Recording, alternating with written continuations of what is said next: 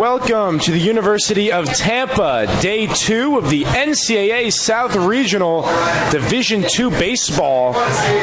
And we are joined by the Tampa Spartans, the 1 seed. They defeated the Spring Hill Badgers yesterday afternoon, 18-9, and they will face off against the West Florida Argonauts. They had a walk-off wild pitch last night against the Nova Southeastern Sharks. They won 5-4. It is a Sunshine State Gulf South Conference clash. Dominic Galone, Connor Moore, glad to have you with us. Dominic, let's get a look at these pitchers that toe the rubber. Kevin Pimentel of the Spartans and Tony Kuchera for the Argonauts. Yeah, Kuchera, the lefty, on the mound for West Florida this afternoon. 8-2 record for Kuchera in 13 starts. He's got 48 Ks in 83 innings, so not much of a strikeout guy, and he's got 20 walks in those 83 innings, so he's efficient with his pitches. And on the mound today, he'll take the circle, and here's the first pitch. And it's Yorvis Torrealba taking all the way. Fastball right down Broadway. Kuchera's, over the last 2 years at West Florida, compiled a 15-3 record. Last season, he had a 3.0 ERA. And this year, he's top 5 in the Gulf South in innings pitched at 83. He averages 4.4 Ks per 9 in 15 appearances is Kuchera. So Jeff Coate will send the lefty out there and try to get a victory and try to advance to the regional final. As that one skied out of play off the bat of Torrealba, count is 1-2. Let's take a look at the umpires. Crew chief calling balls and strikes, Vincent Locklear. Over at first base, representing the Sunshine State Conference, Jason Worley. At second, DJ Breener. And at third base, Manolo Alejandro. Spartans in the red tops, gray pants, black socks. And Torrealba punched out on strikes. What a pitch that time, the breaking ball. That's a heck of a breaking ball by the lefty there. Just breaks into the zone. And the one thing we spoke before the game with West Florida SID is Kuchera's got a commanding slider that he likes to go to, and it's kind of his strikeout pitch. And right there you saw it. He likes to work ground balls for his defense, as the Argonauts are in blue tops, white pants, camouflage hats. Torrealba strikes out for just the 23rd time this season. That one skied center field off the bat of Drew Earhart. A little bit of carry to it, but ranging and making the play, Isaac Phillips over in center field. Let's see who is joining Phillips of the Argonaut defense over in left field. Matt Sullivan in right, Matthew Estrada, that's the outfield. And in the infield, moving left to right, it is Joey Bend, Matthew Jones, Adam Imwale, Robert Lopez, and catching Trevor Payne for Tony Kuchera. This afternoon, the Argonauts are the home team, as in the NCAA tournament, you will flip for the remainder of the tournament, flip a coin to see who is home team, who is away. So we are at the University of Tampa, but West Florida is the home team this afternoon.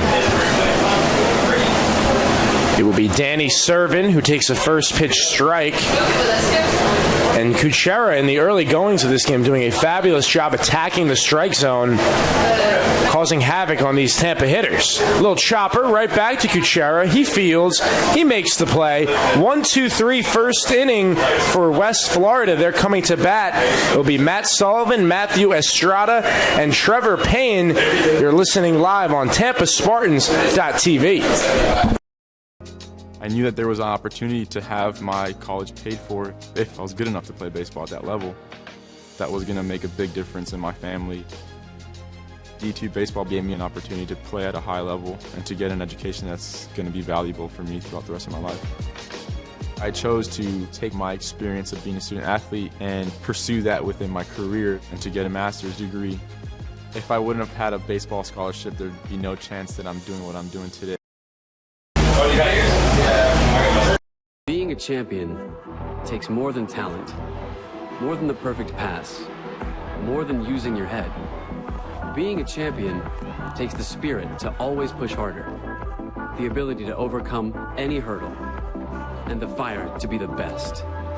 Welcome to Division II, where the pursuit is yours to create. And the question isn't, can you do it? It's will you? Welcome back to the University of Tampa. 1-2-3 first inning for Tony Kuchera. And now it's Kevin Pimentel's turn to hit the mound. And boy, oh boy, what a season he has had. 15 starts. He sports a 10-2 win-loss record across 89 and two-third innings pitched, 73 hits, 37 earned runs given up, 89 strikeouts, and 8.9 K-to-9 ratio, and that's good for a 3.11 earned run average. Yeah, Pimentel, I really look at that Ks per 9, if you will, 89 Ks in 89.2 innings. So he's an effective pitcher on the mound. He's the workhorse for the Spartans, and he'll get the ball here in Game 2. It was a little bit surprising we didn't see him in Game 1, but maybe Coach Joe Urso was holding him for West Florida this afternoon.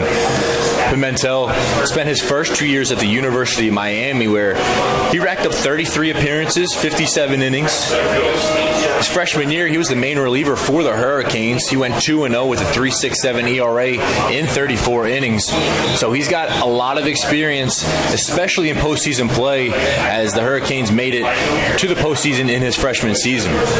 It will be Matt Sullivan leading off, and to go off that West Florida victory last night against Nova Southeastern, caught up with Gulf South Coach of the Year Mike Jeffcoat, and what he said after, we just kept plugging. You couldn't be more prouder of this team. That's what you've got to do, and that's a team that stayed true to the system, and they will be facing a tough task against Kevin Pimentel, the true ace for the Spartans.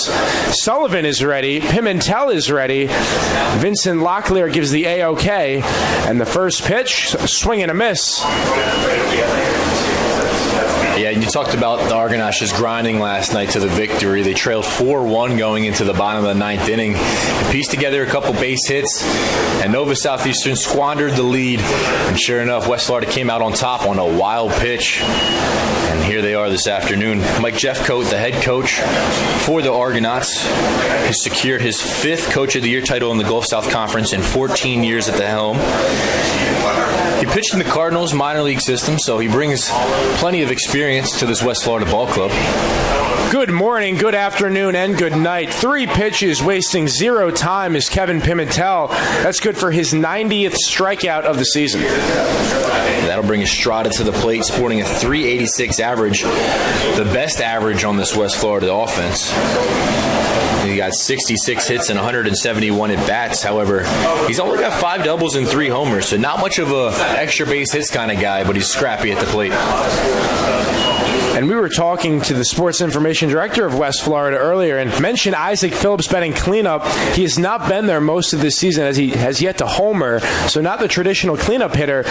But when you talk to head coach Jeffcoat, this is a team of balance, 1 through 9, very similar to the Spartans when we saw Nick DeTringo tee off yesterday for 7 runs batted in the 9 spot. So you never know as Pimentel continues to deal. It's a battle of 2 of the top in the region, without a question. And as you mentioned, that Spartan offense was lethal yesterday, putting up 18 runs against Spring Hill College. The Badgers put up 9 of their own, so 27 runs in that ball game yesterday afternoon.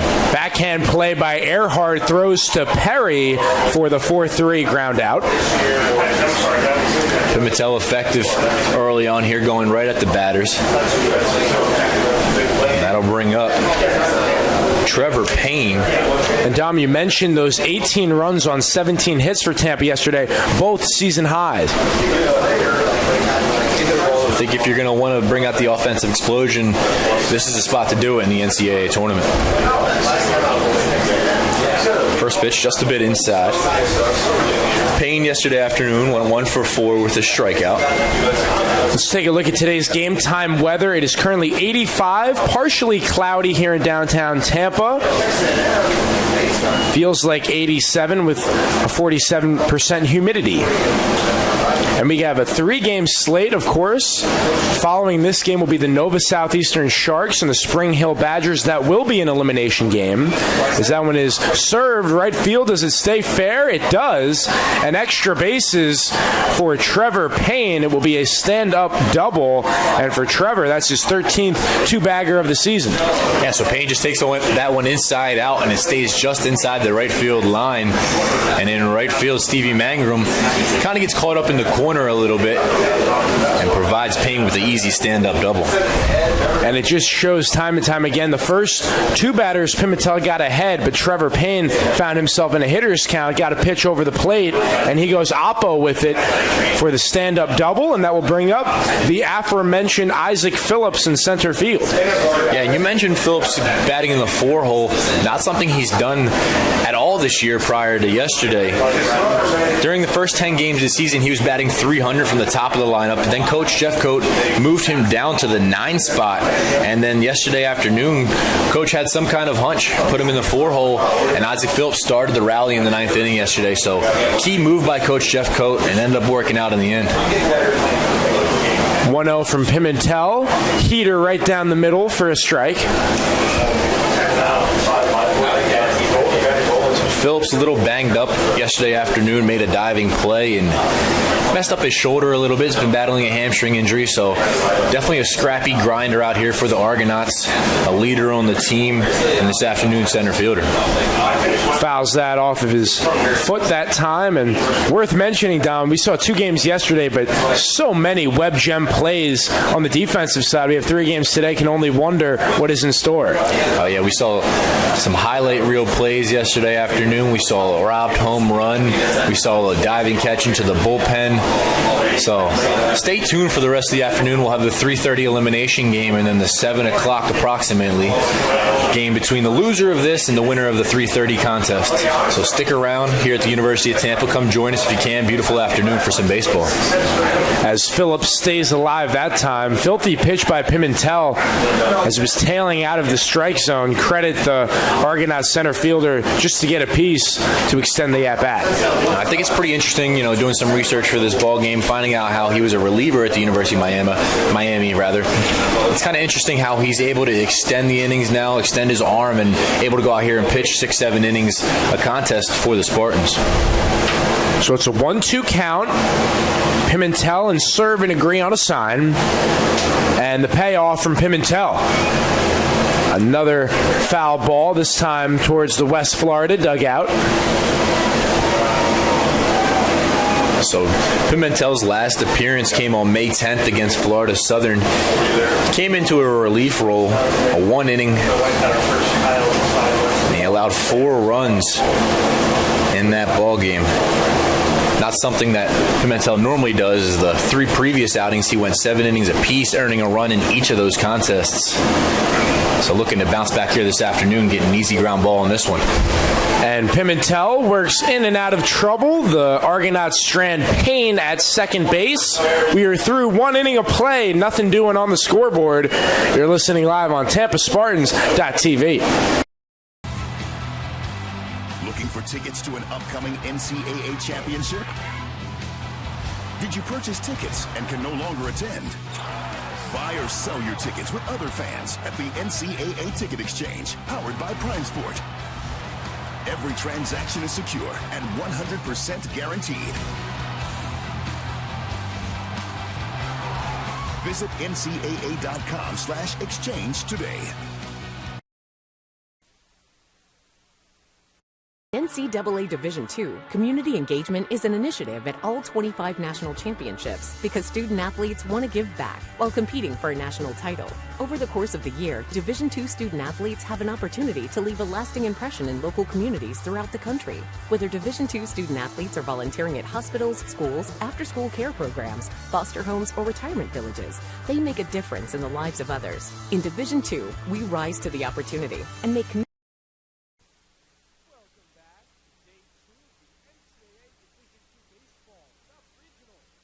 Tampa Spartans, West Florida Argonauts, clash. Tampa representing the Sunshine State Conference, West Florida out of the Gulf South. This game, on paper, looks to be a primetime matchup, in the first inning was nothing short of that as we go to the second inning for Tampa. Stevie Manger, the right field, first baseman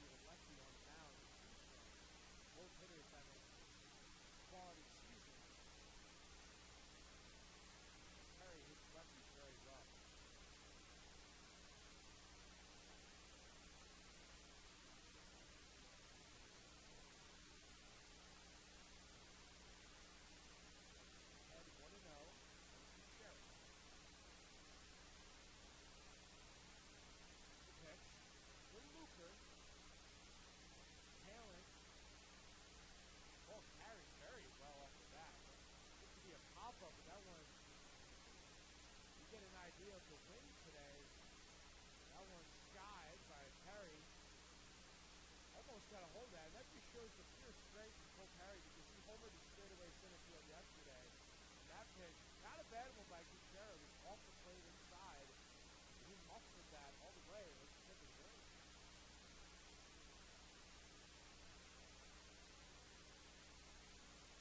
That'll bring up Sam Freitas. 1 on, 1 out. Worth mentioning Stevie Mangler. 2 for 2 in stolen bases on the year. Trevor Payne does have a cannon behind home plate, as does Danny Serta.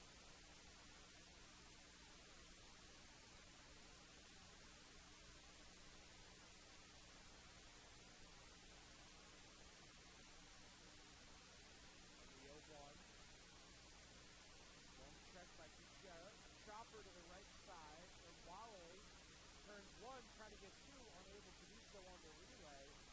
As Freitas beats it out of the 4-6 fourth.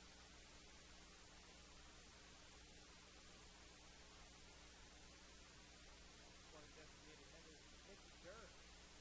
214 hitters, 7 home runs, 33 runs batted in. 48 hits across 153 plate appearances.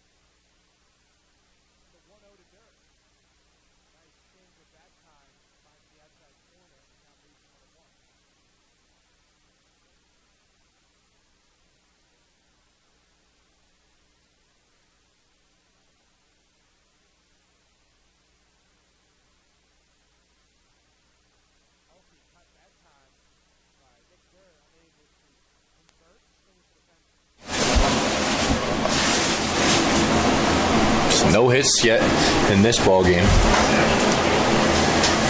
for either team.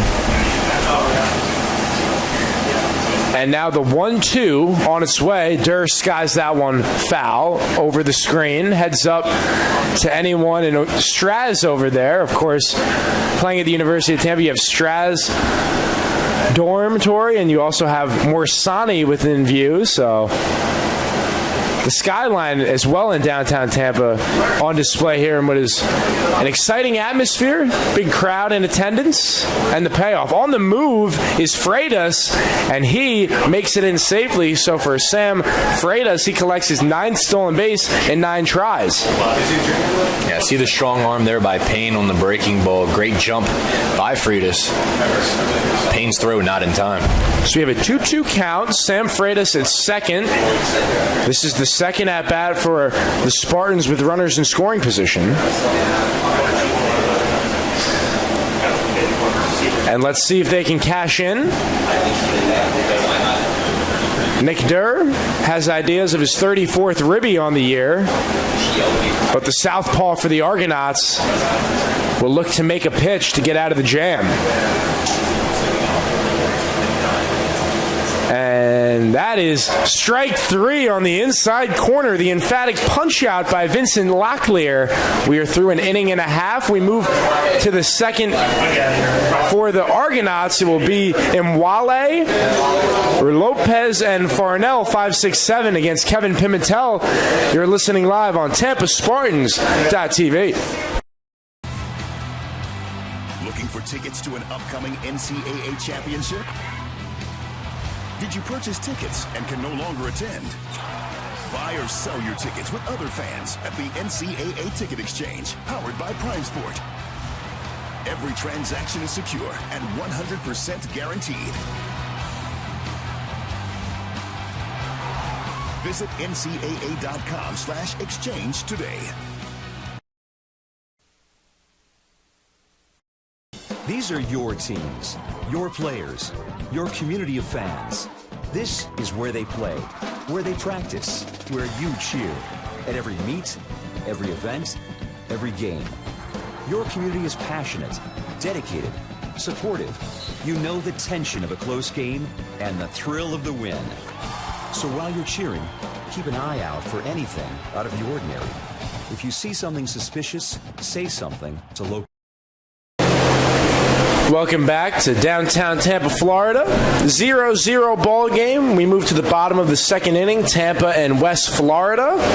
This is the winner's bracket, as the loser will play tonight approximately 7 o'clock against the winner of this afternoon's game against Nova Southeastern and Spring Hill. Dominic Alone, Connor Moore, glad to have you tuning in. And it will be Adam Imwale, second baseman, batting .323 on the year, 50 hits across 155 at-bats. And for Kevin Pimentel, out for his second inning of work.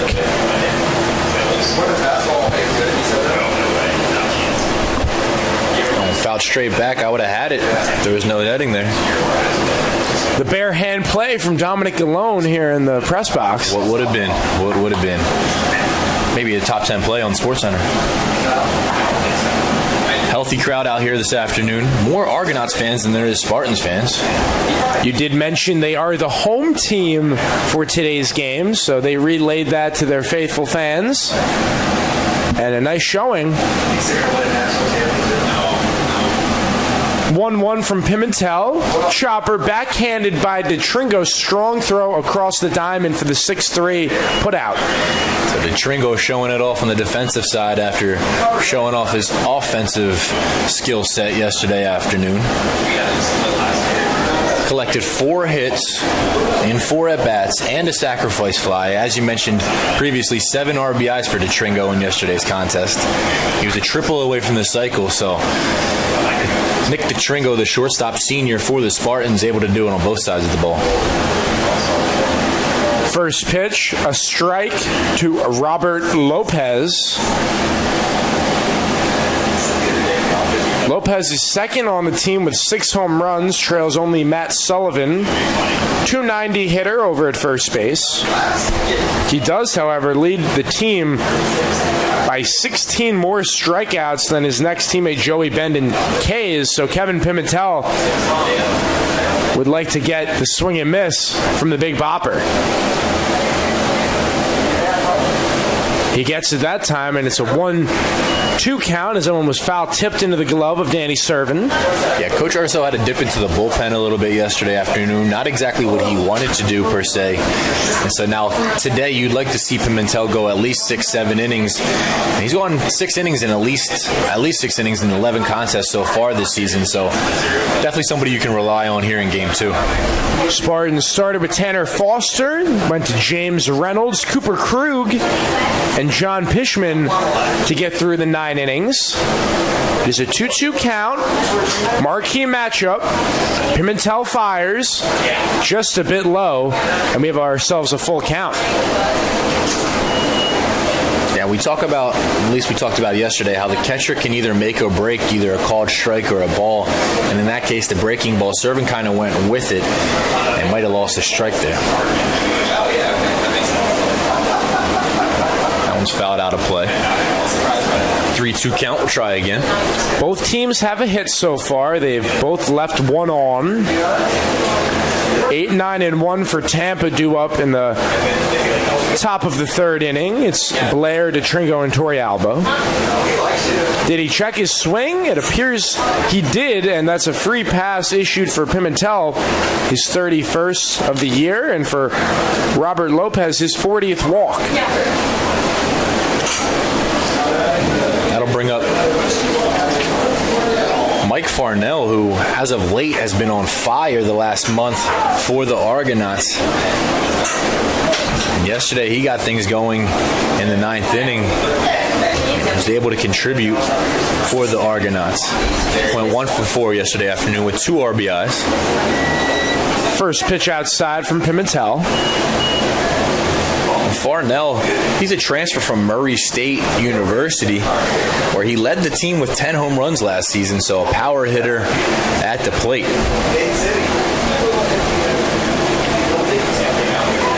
He has a shiny 299 average on the year. Big swing that time. Comes up empty-handed. And having covered Kevin Pimentel all season long, love how he attacks these big hitters right now. Not afraid. I'm throwing my best fastball. Give me your best swing. Let's see who wins the battle. Well, if I'm the pitching coach, Sam Militello, that's exactly what I want him to do, because you see you have capable fielders behind you, so let them work, let them stay involved in the game, and in a situation like this, you might be able to get a rollover ground ball, turn it into 2, and then Spartans will go hit. 1-1, 1 out, 1 on. It's Lopez at first, and Pimentel checks on over again to Perry. Yesterday with Tanner Foster, we saw a couple pitches left up in the zone, and the Badgers of Spring Hill took advantage of those opportunities. So one thing today with Pimentel is to try to keep the ball down and force some ground ball opportunities. That one skips to the plate, 2-1 the count. Went just a bit inside. Pimentel didn't exactly agree.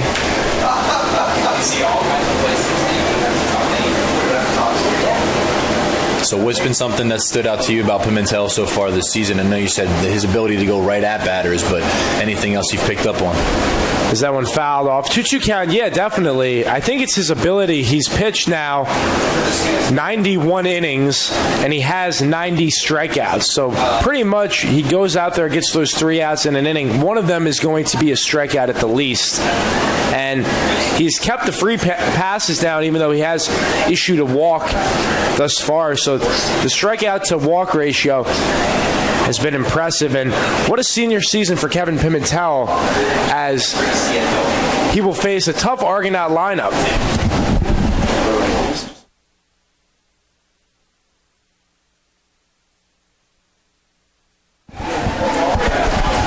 And a swing and a miss from Mike Farnell. He goes down swinging for the 32nd time this season. Yeah, so with that power ability, he also second in the team in strikeouts. So something to keep an eye on if you're the Spartans pitching staff, to go right at Farnell and try to limit the damage on the power side of things.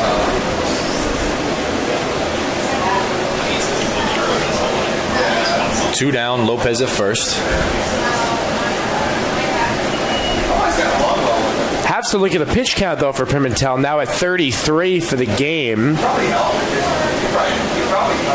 Yeah, and as a strikeout pitcher, you will rack up the pitches. That one served in the center field. Blair chasing, and wow, what a nice running catch by Danny Blair. And to go off that, we go to the 3rd inning, and he will lead off for the Spartans. It's 8-9-1, due up against Tony Kuchera. Nothing doing on the scoreboard through 2 innings on TampaSpartans.tv. My path to a college degree would have been completely different had I not run Division II cross country for the University of Mount Olive. Having an athletic and academic scholarship was key for my success.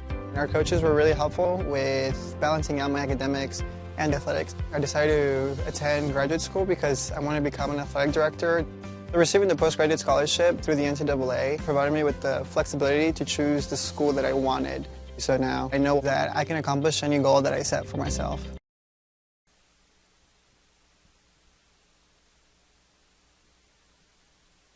Welcome back to the University of Tampa. 2 quick innings thus far between the Argos and the Spartans. Now let's take a look at the breakdown through 2 innings. Both teams are 1 for 7 batting.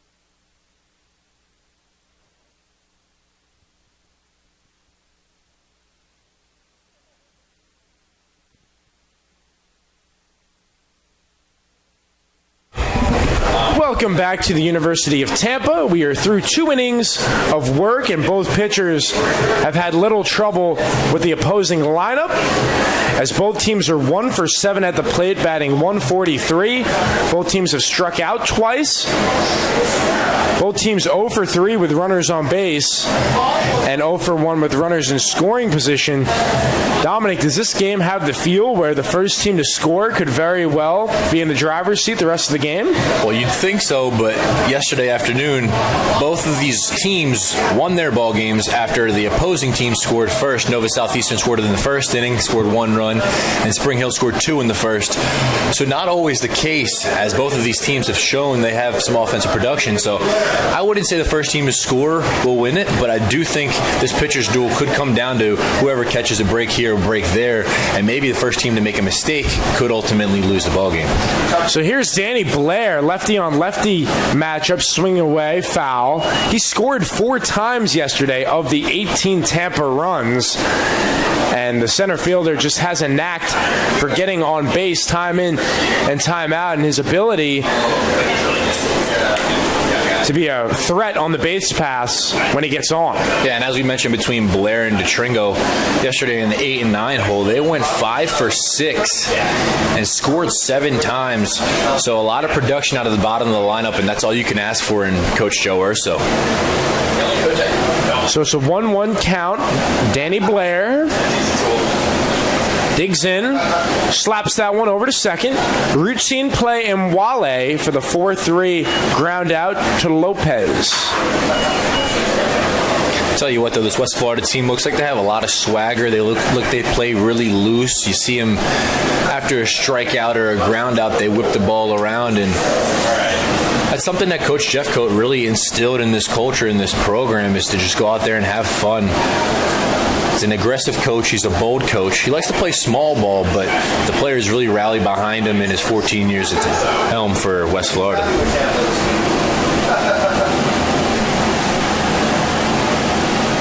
And now the pitch misses outside.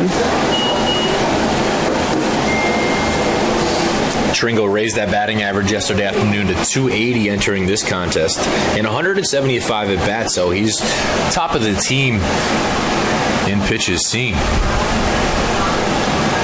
That one is clubbed deep left, tailing on the warning track at the wall, and making the catch is the left fielder Matt Sullivan. So DeTringo gave that one a ride. And that was almost in the same spot where you had the luxury of calling that home run yesterday for DeTringo that just eclipsed the wall. Not the case today. Yeah, that one sneaks into the corner. I'm not sure if you can see it here on the camera, but tailed all the way to the warning track to the wall. Easy play for Sullivan. Didn't have to try to rob it, as we saw a home run robbed yesterday afternoon by Stevie Mangram's ball hit was robbed by Spring Hill's outfielder. Luke Wall climbing the wall for the Badgers. And the first pitch to Yorvis taken on the outside corner for a strike. As we homered home yesterday, SSC Player of the Year, Yorvis Torrealba. He struck out looking in inning number 1.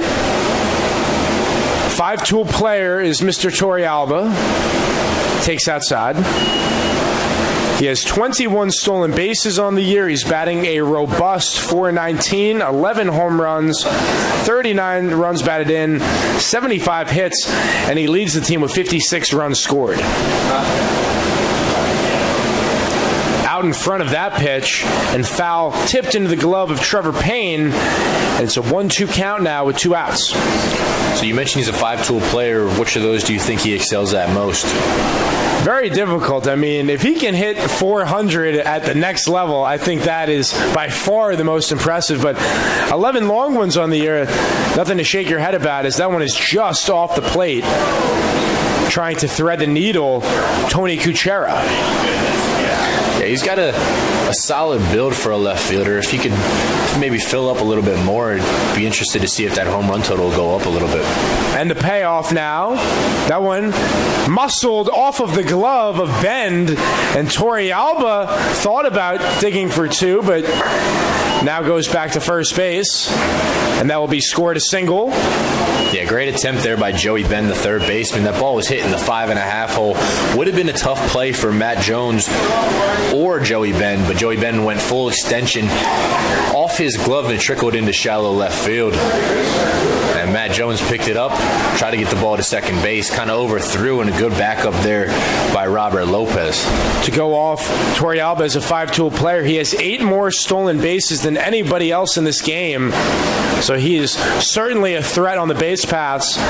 He stole third yesterday for his 21st steal, and now has a solid secondary lead off of first base as Drew Earhart takes outside. Now I'm interested to see the cat and mouse game here with the left-handed pitcher Kuchera and the speedy Torrealba, see if they decide to pick off at all. Maybe a little hit and run action, never know what Joe Urso has in mind. And Earhart gets down the bunt, it goes foul, and with 2 outs, he's not sacrificing, he's bunting for a hit there. Yeah, so as you said, Coach Joe Urso likes to pull the different strings, and with 2 outs trying to lay down a bunt for a hit, bring up the meat of the order. Interesting approach there by the Spartans. So in the opening game yesterday, we saw 27 runs scored in that 18-9 victory, Tampa over Spring Hill. Get the impression that may not be the case for this game between the Spartans and Argonauts, as neither team has scored here in the top of the 3rd inning.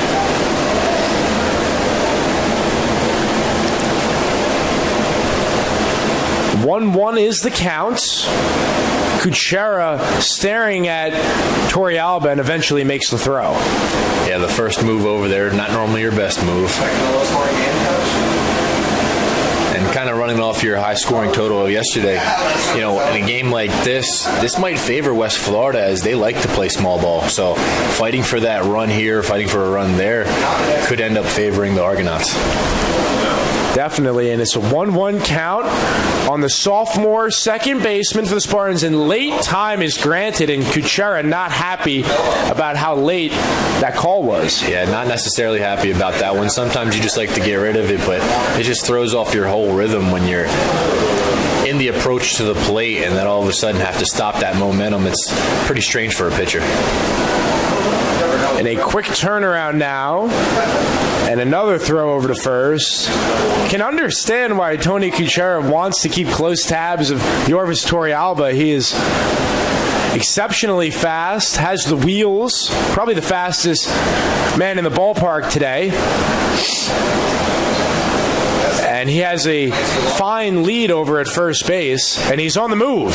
Yorvis digging for second. He'll make it. No, he will not. What an apply by the tag by Mwale. The throw was not on target, but Mwale going across his body to make the tag. It was a good throw there by Payne. Quick transfer, and gave him an opportunity at second base, bouncing it right in front of the second base bag. It was on the bag, on the money. Great throw by Payne on the breaking ball on the inner half. So great way to end the inning if you're an Argonauts fan, and the Spartans will look to do the same on defense. You have to wonder if maybe Torrealba fell off the bag when he initially slid. DJ Breener with the call, and that is the 4th caught stealing for Torrealba in 25 tries. So Kevin Pimentel now will face the 9-hitter Matthew Jones, shortstop for the Argos, Matt Sullivan, Matthew Estrada, 9-1-2. We go to the bottom of the 3rd inning.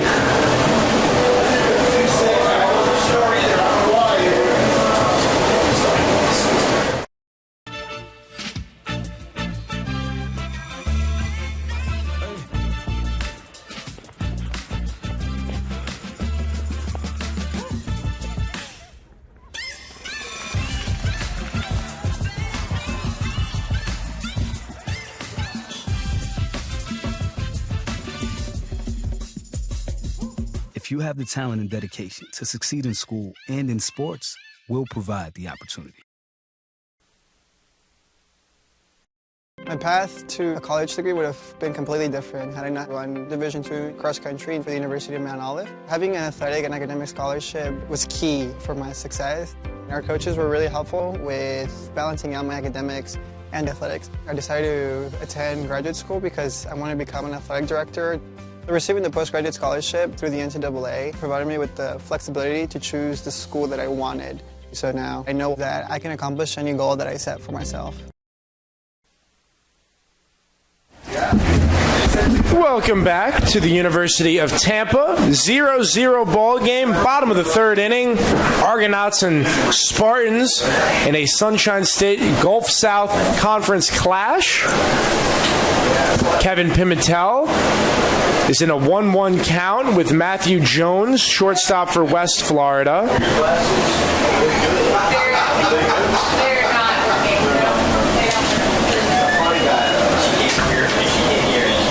And the pitch, foul, out of play.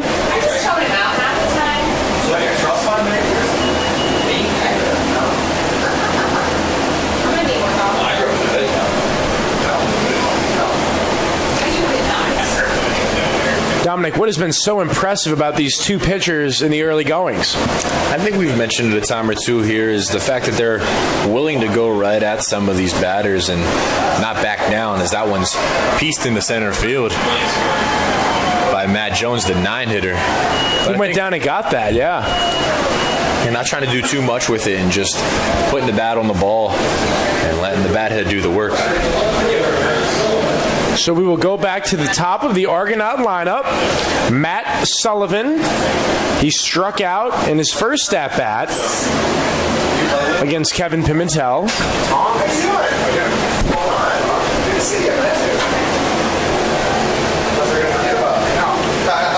So for Matthew Jones at first base, he is a threat, second on the West Florida team in steals. He's 11 successful attempts in 14 tries. Yeah, Matt Sullivan there tries to put down the bunt. And that one's just foul.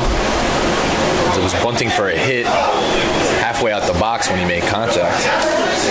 Matt Sullivan had a 26-game on-base streak back in February and March, and currently he's reached base safely in 14 straight games. Impressive feat. As we see the bunt on display from Sullivan, Pimentel will take the easy out over to Perry for the 1-3. Sacrifice successful, advancing to second, Matthew Jones. What's really impressed me about Pimentel, is he just seems composed on the mound, comfortable in his own body. There you see on the sacrifice bunt. He takes his time, gives an easy throw to first base, not trying to rush anything. Didn't think about second base, just collecting outs in a ball game like this. And even on the mound, he just seems composed the way he takes his time and kind of refocuses before every pitch.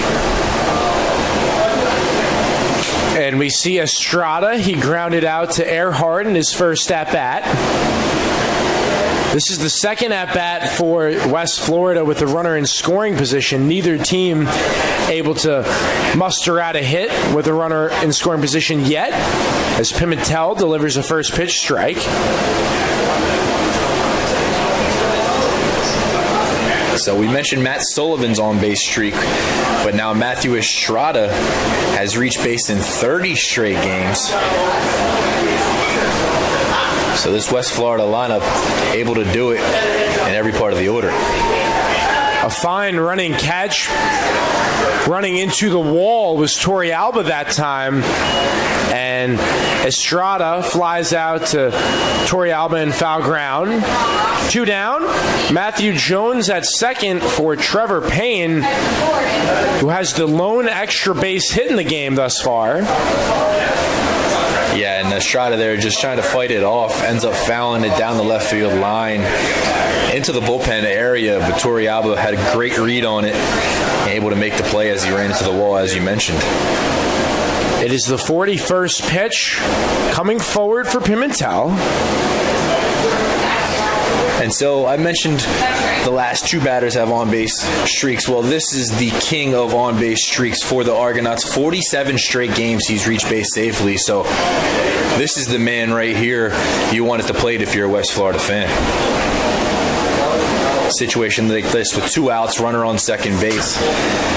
As Jones is over there dancing in scoring position. That one's fouled off, out of play. Yeah, this is definitely one of the matchups the fans come to see. You have Payne riding that incredible feat of getting on base, and accumulating hits, and you also have the ace of the Tampa Spartans trying to slow him down. The speedy Matthew Jones, shortstop on second. Anything that escapes the infield, you would think he would be coming home to score. It's an 0-2 count, though, and he gets Payne to chase. And Kevin Pimentel, good morning, good afternoon, and good night. 1, 2, 3. We go to the fourth inning. 0-0 West Florida and Tampa on TampaSpartans.tv.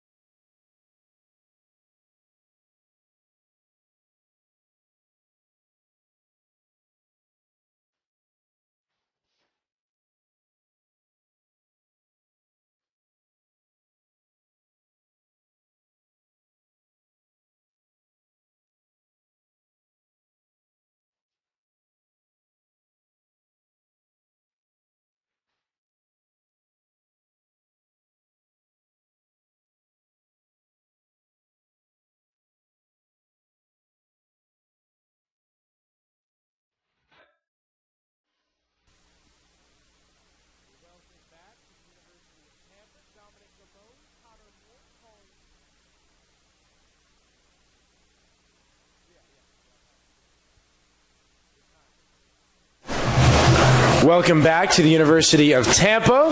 Connor Moore, Dominic Galone calling the action. I was unable to get anything on the scoreboard through the first 3 innings. So with that, I'll pass it to Dominic Galone. Dominic, hopefully you can get some scoring on the board for us. Yeah, and if you're a Spartans fan, this is the part of the lineup you want at the plate. 2, 3, 4 coming up. Earhart, Servin, and Mangrum against Tony Kuchera, who's thrown 29 pitches through 3 innings. Very effective left-hander for the Argonauts. As Earhart takes the plate, coming into this game with a 3.01 average yesterday afternoon. Had himself a decent day at the plate. Went 2 for 5, 3 RBIs. And he's one of the senior leaders up the middle for the Spartans. First pitch from Kuchera, just a bit outside. And, you got a chance to speak with DeTringo and Earhart earlier this week. Anything that they said that, you think would shape their approach for this tournament? Absolutely. The one thing that both of them highlighted is that one is punched. Fake bunt by Earhart. He'll pull it back and he'll swing. That one's hit on the line, the left field line. It's going to be a stand-up double for Earhart. That'll be his 12th double of the season. That one literally stayed on the chalk into the left field corner. Nice way to lead off the inning for the Spartans. Definitely. Level swing with the rack attack in the left field corner, and to go off of what Earhart and DeTringo talked about when I caught up with them. 2 middle infielders that have played the most of the duration of the season together, and they just talked about how much they get along and how it is so imperative to be able to not only play on the field but also get along off the field as well. And they are 2 very good friends. Is there anything they mentioned that they do off the field to build that team chemistry? Yeah, so they do pretty much everything together. These are 2 guys that on a given day, they obviously play a lot of baseball, so that takes up most of their day. They study together. They do what they need to. Of course, Nick DeTringo graduated just a few days ago, which was an impressive feat, as did Kevin Pimentel, the starter today. So we are seeing the Spartans not only show they can play on the baseball field, but also get it done in the classroom. Earhart a sophomore, DeTringo a senior. And that one's chopped to first base.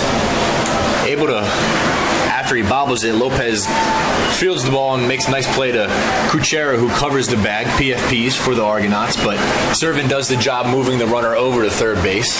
That he does, and that for Stevie Mangrum, a solid hit fly ball could get Tampa on the board with Earhart at third, just 90 feet away. So a chopper to Robert Lopez at first base. He's able to knock it down and get the out. 1 down for Kuchera. Mangrum, the 4-hitter this afternoon for the Spartans. He's collected one of the 3 hits for Tampa. Infield creeping in here. Looks like the Argonauts will go home on an infield grounder. And Mangrum sends that one into left field, and that's going to be a base hit. And that'll give the Tampa Spartans a lead here in the 4th inning as Earhart crosses the plate, showing his excitement. 27th time Earhart has crossed the plate, and for Stevie Mangrum, his 23rd run batted in, and he's got himself a multi-hit game. Yeah, Spartans take the lead here in the 4th inning, 1-0 ball game. Spartans scoring 1 run on 4 hits, while Argonauts have only collected 2 hits in this contest.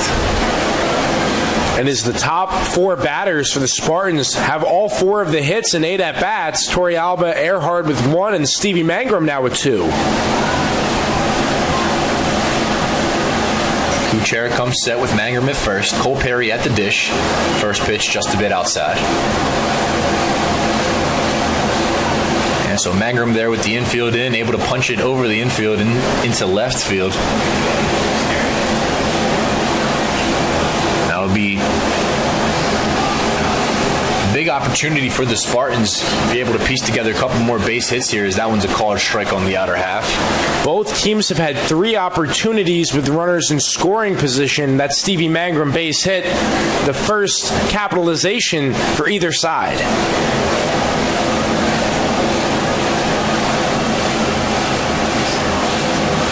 So giving Pimentel a lead here in the 4th inning could help his confidence level going back out there. Pimentel so far, 43 pitches through 3 innings. So with the lead, we might be able to go right at batters and limit those pitches as we go throughout longer in this ballgame. Absolutely. Spartans only have a 1-run lead, and we saw last night how quickly all of that can change throughout the duration of 9 innings. Yeah, yesterday if you're West Florida, Nova scored in the 1st inning. West Florida came back in the bottom of the 2nd to even up the game at 1. So a team who can battle through adversity and not afraid to scrap if they need to, as they scored 4 runs in the bottom of the 9th inning last night. The 1-2 pitch skied into center field. Phillips with a read on it, and he'll make the catch for the 2nd out of the inning. Nice elevated fastball by Kuchera that time, as unable to do anything with it. Perry got on top of that one. Yeah, I was going to say a nice pitch there by Kuchera. As you mentioned, the high fastball, Perry trying to do too much with it. Sent it a mile high into the shallow center field. And now Sam Freitas makes his way to the dish, the 3rd baseman this afternoon. Freitas back in the 2nd inning. Reached on the fielder's choice.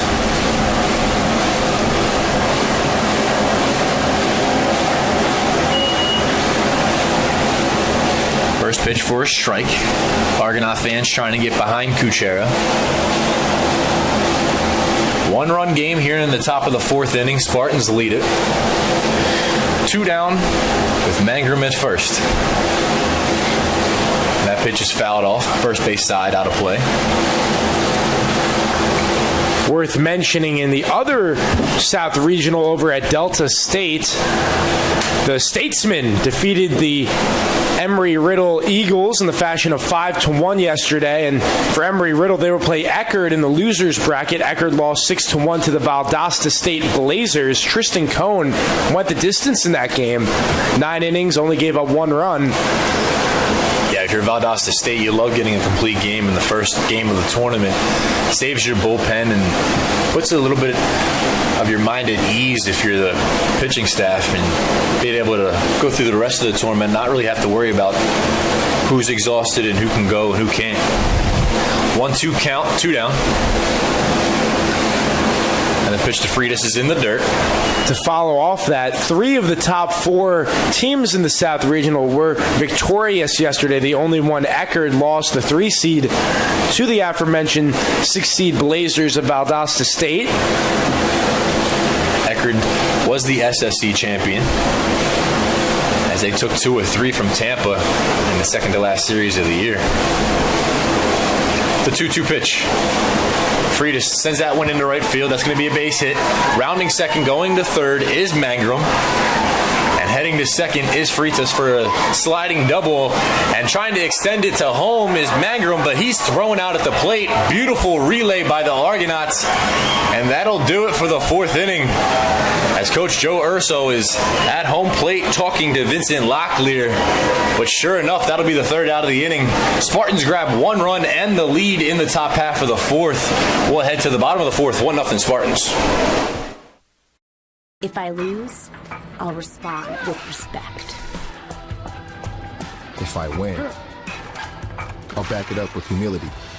If I fail, I'll rise up with honor. It's tough for us to put it all on the line. Don't undo my hard work with poor sportsmanship. Respect. It's the name of the game.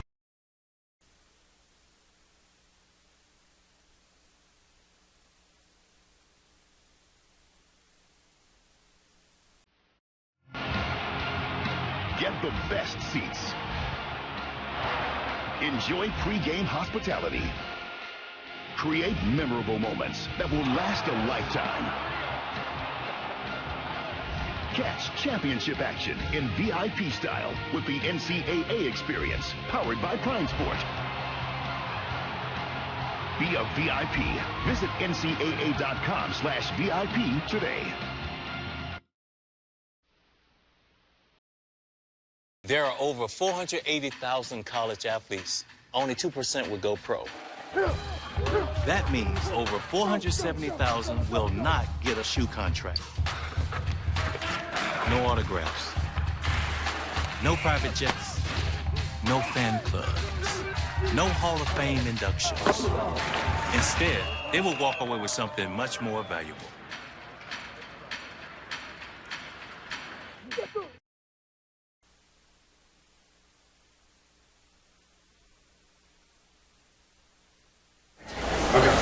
Welcome back, University of Tampa. Spartans grabbed the lead in the fourth, but the Argonauts grabbed the momentum with a relay play at the plate and punched out for the third out. Beautiful tag by Trevor Payne. And to lead off this inning, a check swing here by Phillips. And Isaac Phillips not exactly happy with the call. Home plate umpire Vincent Locklear did not ask for an appeal. He made the decision himself. And now Isaac Phillips behind 0-2 in the count to lead off the inning for the Argonauts. So a base hit to right field for Sam Freitas. And a relay play by their second baseman, Adam Mwale, ended the fourth. And now Isaac Phillips, the grounder to first base. Cole Perry makes the easy unassisted play. And now we've got one out here in the bottom of the fourth inning. Have to say, though, I like the decision by Coach Joe Urso to send Mangrum home there. This is a pitcher's duel. Runs are hard to come by today, so trying to thread the needle, it was a bang-bang play at home. And give credit when credit is due. The Argonauts defense made that relay, beautiful spin move and throw over from Mwale to Payne to apply the tag. That was, like you said, the defense came up big there. The play at second base was a bang-bang play, and then to be heads up by Mwale and throw to home, you can show that the defense is on point this afternoon. And that one skied in the infield. Perry makes yet another play by himself. And now we've got 2 outs here in the bottom half of the fourth. And you see that time Pimentel having a little laugh with Perry. He was like, that was in my vicinity. But Perry takes charge, makes the pop out, 2 up, 2 down. And normally want the pitcher to get out of the way and let the fielders make the play. And sure enough, Cole Perry takes charge on that one, 2 down, with Robert Lopez at the dish. Lopez worked a walk back in the second inning. Pimentel trying to get a quick inning here, as that pitch is just a bit outside. 47 pitches so far for Pimentel. Spartans have 1 run on 5 hits. Argonauts with no runs on 2 hits. That one just a bit low. Pimentel has thrown 30 of those pitches for strikes, attacking the box all game long. So Robert Lopez at the dish right now, .290 batting average, .416 OBP. 39 walks leads the Argonauts. That one's sent into the left field. Coming in on is Torrealba, and he'll make the catch for the final out of the inning. Spartans try to get back on the board as they approach the top half of the fifth. 1-0 ball game. Spartans lead it. Before the house, before the office, the late nights and new bosses. Before the last hugs, the wins and the losses. Before building the team, before building yourself, the rise and grinds, all day, every days. Before the letter, before the dream, there was a kid who loved to play. If you have the talent and dedication to succeed in school and in sports, we'll provide the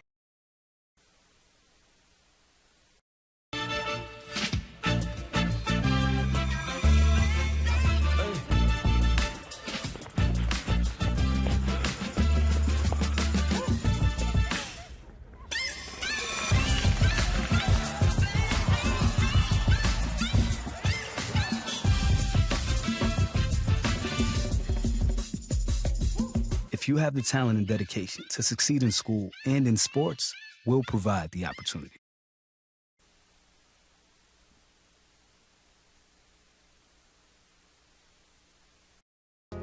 I knew that there was an opportunity to have my college paid for if I was good enough to play baseball at that level. That was going to make a big difference in my family. D2 baseball gave me an opportunity to play at a high level and to get an education that's going to be valuable for me throughout the rest of my life. I chose to take my experience of being a student athlete and pursue that within my career and to get a master's degree. If I wouldn't have had a baseball scholarship, there'd be no chance that I'm doing what I'm doing today.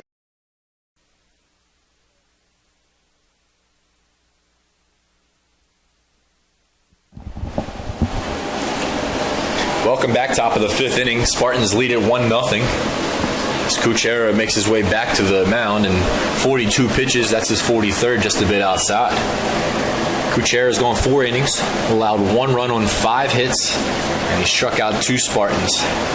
The big stat he's allowed 2 doubles by the Spartans offense. And he's behind in the count 2-0 to the leadoff batter, Nick Durr. Quick inning by Pimentel. It's exactly what you want if you're a Spartans fan. Definitely. And for the Spartans offense, manufacturing 5 hits, 1 run to show for it. Called strike to Nick Durr.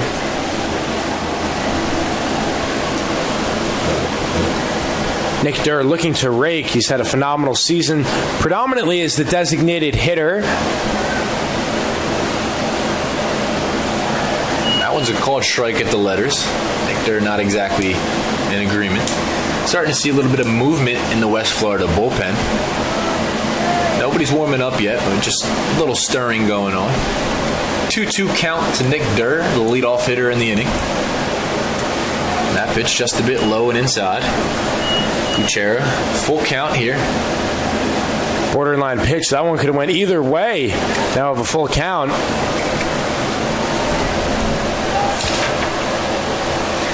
It's nice to see Kuchera bounce back if you're a West Florida fan. But he's going to walk the first batter, and Nick Durr is going to make his way down to first base. 27th base on balls for the year for Nick Durr. And that leadoff walk, we always allude to that. More often than not, that leadoff walk can become costly. Let's see if the Spartans and Danny Blair can capitalize. And Gulf South Coach of the Year, Jeff Coat, goes over to have a word with his southpaw. Yeah, he's the pitching guru for the team, even though he's the head coach. So he's out there talking to his guys, trying to get the mindset back in order. As Danny Blair is at the dish, awaiting his opportunity. Home plate umpire Vincent Locklear will go break things up. Would love to shout out the umpires because they've done a phenomenal job keeping this game moving. We have a 3-game slate, professional crew on deck, and it has been a consistent strike zone for Vincent Locklear throughout the first 4+ innings. Yeah, and Kuchera has been effective for the Argonauts. Last inning got himself in trouble on the 2 doubles that he allowed, but in general, it's nice to see Kuchera bounce back as he tore his UCL in junior college after his freshman season at Faulkner State Community College. As Danny Blair tries to get down the sacrifice, this one's fouled off. And then for his sophomore season after the UCL tear, Kuchera went to Lurleen B. Wallace Community College and posted a 5-3 record across 14 appearances, 2.61 ERA, and then made his first appearance in an Argonaut jersey last season. Led the team with 7 wins and 78 innings pitched, 13 starts, 3.00 ERA. So he's a proven lefty for this West Florida team. Danny Blair tries to put down another sacrifice, yet pulls back on the inside pitch. Last season, Kuchera ended his season with 3 complete games in his last 4 starts. So somebody that head coach Mike Jeffcoat will look to rely on here this afternoon. Blair gets down the sacrifice. Kuchera lets that one roll into foul grounds. Yeah, smart decision there by both Kuchera and Payne. Let that one roll foul. They would have had no play at either base. So now Blair trails in the count 1-2. So it'll be interesting to see if Coach Joe Urso will look to still put down the sacrifice or let Danny Blair swing away. Nick DeTringo awaiting on deck, and then the top of the order, Yorvis Torrealba awaiting in the hole. And Nick Durr over there at first base, 8 stolen bases and 10 tries, is a threat. We've seen Payne throw out 1 of 2 base runners for the Spartans this afternoon, and they'll try to put down the sacrifice yet again, and Danny Blair puts it into fair grounds and does his job, advancing Nick Durr to second base. And how about the trust that Joe Urso has in Danny Blair to get that bunt fair? That's a strikeout if that rolls foul. So the trust he has in his center fielder, Danny Blair, gets the job done. Well, that's the big thing for Coach Joe Urso. He gets these D1 transfers, as Danny Blair came from the University of South Carolina. He gets these guys who have already had previous experience and have that in-game IQ level to be able to put the ball into fair territory with 2 strikes. Huge opportunity for Blair to show off his IQ in that spot, and sure enough, he does it. Standing at the dish, Nick DeTringo, shortstop this afternoon, trying to bring around the top of the order. First pitch called strike. Tampa 1 for 3 in their first at-bats with runners in scoring position. Nick DeTringo, senior shortstop, chance here to add to the lead in the 4th opportunity.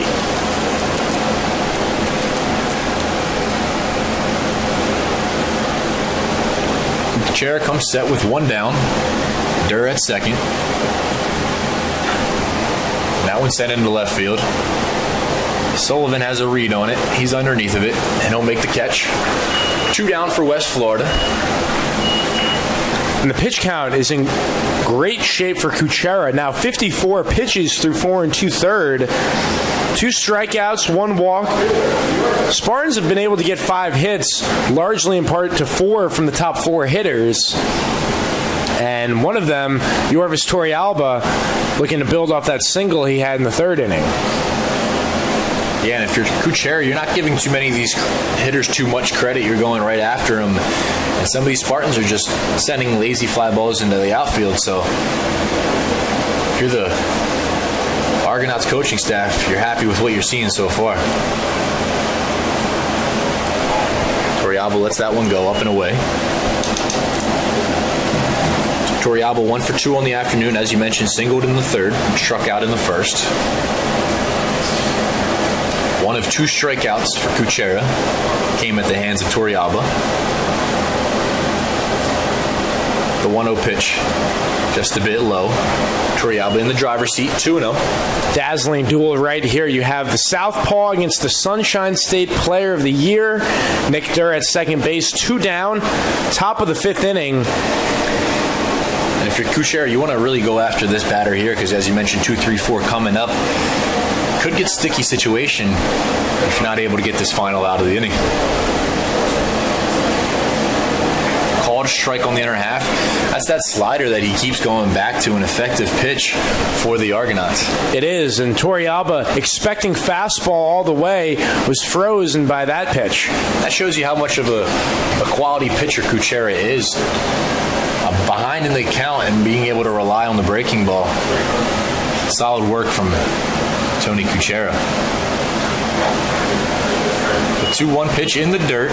3-1. Torrealba back in the driver's seat looking for something to drive. Seeing some of our lady softball players showing up. Is that Clawberg I see there? Yeah. Also saw Jeff Lamb and Tom Jesse, beach volleyball and women's basketball coach, in attendance. Head coach Leslie Canner in attendance for the softball team. Out here supporting the baseball squad. Torrealba fouls the 3-1 pitch down the third base line. There's an outside pitch there by Kuchera. Torrealba trying to pull it and trying to do too much with it. Now it's a 3-2 count with 2 away. Nick Durr standing on second base.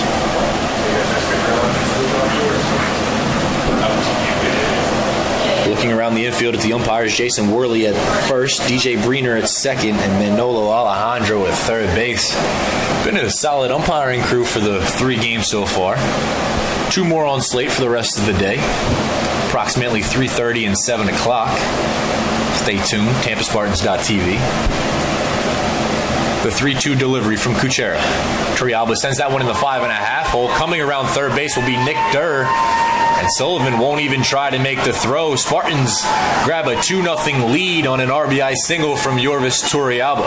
Torrealba demolished that pitch into left field. Good for Yorvis's 40th run batted in of the season. And it was a full count. And similar like we said about Pimentel, Tony Kuchera is not going to be afraid. He's going to bring you his best stuff. And Torrealba dialed in right there with a level swing over the outstretched arms of Matthew Jones. Spartans up 2-0. Yeah, Torrealba collects his second hit of the afternoon, 3 plate appearances. SSE Player of the Year coming through in a key spot, able to give Kevin Pimentel another insurance run. So 2 down. And the first pitch just a bit outside. Worth mentioning, Torrealba attempted a stolen base earlier today, but was gunned down by Payne. So, depending on the lead and the jump, be worth monitoring Torrealba at first. Yeah, and Payne's thrown out 14 runners, on 34 attempts. Strong arm, quick release behind the plate, and there's another breaking ball, and he's able to get the throw away, but Torrealba slides in safely. Bang, bang play at second base. But that's what I mentioned. Payne's got such a quick release at home plate, even on a breaking ball. Didn't exactly look like he had the best grip on it and still made a bang, bang play. So for Torrealba now with 22 stolen bases and 26 tries.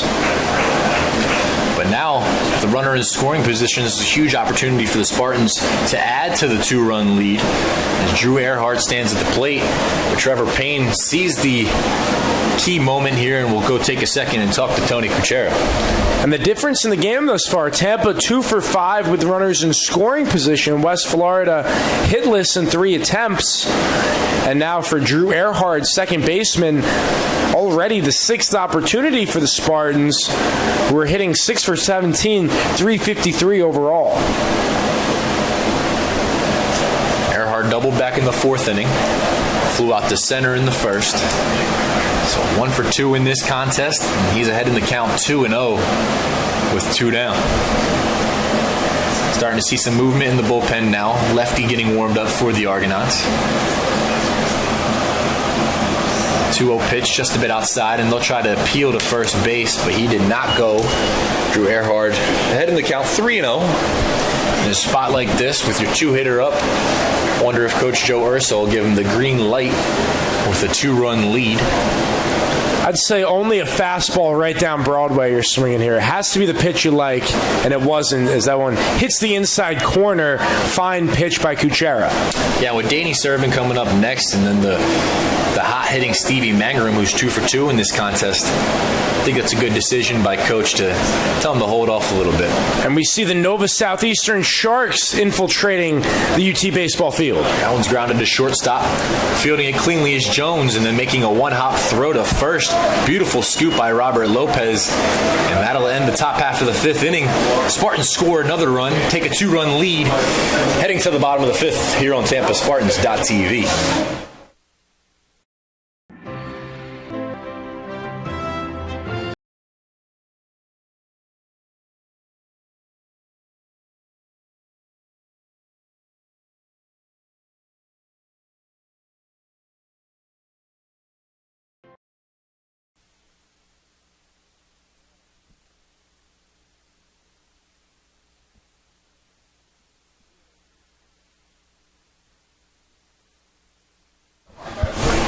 Welcome back to the University of Tampa. We move to the bottom of the 5th inning. Score 2-0 Spartans over the Argonauts.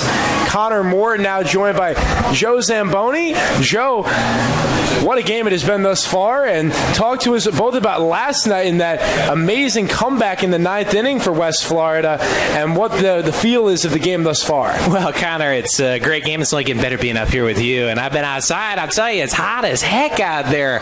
Right, it's hotter than Daenerys storming King's Landing last weekend on Game of Thrones out there. But good to be up here in the air conditioning. And I'll tell you, man, it's just an even game. It's a tough game. Your righty out there, boy, he's been giving us some trouble. He's got that nasty two-seamer, doesn't he? He does. And talk to us a little bit about Mike Farnell, designated hitter. Don was alluding earlier about the journey for Farnell and his way to being an Argonaut. Yeah, well, you talk about that comeback yesterday. He was key in it. He had the 2 RBI hit out to right center. He just smashed one. And that's really what he does. He can find gaps. He hits it hard. Gulf South Conference leader in OBP in the regular season. And, he was at Murray State. Before that, he was at Last Chance U over there in Scuba, Mississippi. Shout out to anybody out there in Scuba, Mississippi today. And played there with Alex Knight, who's a redshirt. And, he ended up at UWF. He's from just down the road in Spanish Fort. We call him the Spanish Fortress, not because he got left behind by Ponce de Leon, but from Spanish Fort, Alabama. That's close. That's about 45 minutes from Pensacola. I'll tell you, he's got family support out there. He's got fan support out there every single game. His parents are sitting right next to the box. All right, he's in a 3-1 count right now against Kevin Pimentel, ace for the Spartans, who currently, through 4 innings of work, has surrendered 2 hits, 1 walk, 3 strikeouts, and we have ourselves a full count.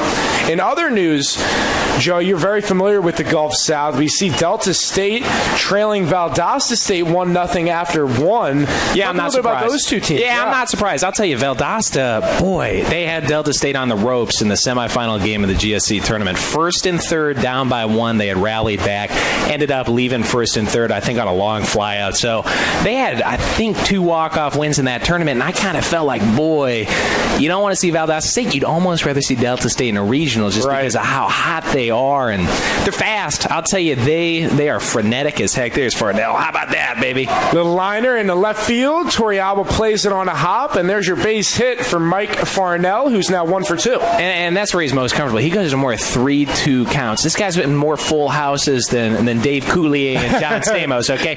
He had his hit for 2 RBIs yesterday in the 9th, and on the bus afterward, I said, Farnell, you haven't swung at but 3 first pitches the whole year. He took the first pitch. I was shocked. He nailed it, though. But he goes deep in the count, and he's able to push it pretty well to the opposite field. You hit the nail on the head. Quality hitting there, going opposite field. And now he's on first with nobody out, and that'll bring up Joey Ben, third baseman, who flew out to Blair back in the 2nd inning. He gave that one a ride. Danny Blair had to retreat, made a running catch. He swung it well here in the regional. I'll tell you, he had our first RBI yesterday against Nova. Hot liner out to left in the 2nd. Scored Lopez. Tie the game 1-1. Didn't really get it there.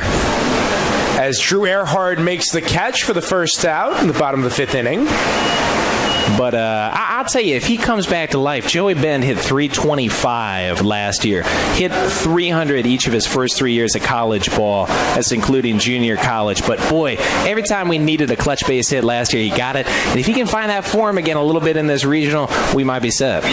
Let's take a look. We see some Argonauts warming up in the bullpen. And for Let's take a look. Interesting to see West Florida, the home team here. I'm so used to the Tampa Spartans as the home team. We do see Tony Kuchera, 5 innings. He's thrown 64 pitches, 41 strikes. What kind of movement do we have in the bullpen for West Florida? Well, we got Dylan Mills-Irwin down there as an all-region starting pitcher last year and has done a lot of relief this year. He's getting warmed up. I'll tell you, I bet you Kuchera comes back for the 6th. I said at the start of the game, I'm on record with you saying this. If he keeps him to 3 over 7, we'll have a good chance to win this game, but we got to wake these bats up. Kevin Pimentel, forced to be reckoned with as the Argonaut hitters 3 for 15 thus far. They do have an extra base hit via the double from Trevor Payne. And it's a 1-1 count, 1 down. Farnell on first. Not a big threat, only 1 stolen base and 2 tries. And we pinch ran for him yesterday in the 9th. Manhattan ended up scoring the winning run. He did. And now opportunity for Matthew Jones, who singled in the 3rd but was stranded at 2nd at his 2nd plate appearance. And he's another guy got a leadoff base hit like Farnell. We sacrificed him up, didn't take advantage. Got to take advantage with as little as you're right he's given us. And that one chopped to DeTringo. They'll look to turn the double play, and that one skips under the glove of Perry. So Farnell out at 2nd. Jones will advance to 2nd on the throw. And there's 2 outs now in the bottom of the 5th inning. Hey, baby, we'll take it. I was a little bit nervous there. I'm pulling at the collar. I thought I might be out of this press box sooner rather than later, my friend. You know, you got to take advantage. And we did yesterday in the 9th. There were 2 errors by Nova plus the walk-off wild pitch. You got to take advantage of defensive mistakes. One thing Mike Jeffcoat told me as we got off the bus today, he said, if we're going to win, we have to make the plays that we need to make in the field. And sometimes that's what this comes down to. Who makes the fewest mistakes? And that is the first error of the game. And it will be on Drew Earhart, a throwing error. So it's an E4, and now for the Argonauts, their 4th opportunity with runners in scoring position. Let's see if Matt Sullivan can bring home Matthew Jones. Takes first pitch high. We need him here, man. You know, senior leader, leadoff guy, and Soli in a lot of orders would be more like a 2, 3, 4 kind of hitter. A lot of RBIs in the season. He's our biggest power bat this year. We need a base hit, make this a do-1 game. Let's see what happens. Pimentel behind in the count, 1-0. He fires, catches the outside corner with the heater. And you mentioned Nova Southeastern. We saw a few of their players under the ball field. They will play approximately 3:30 against the Badgers of Spring Hill out of the SIAC. Watch out for those Badgers, friend.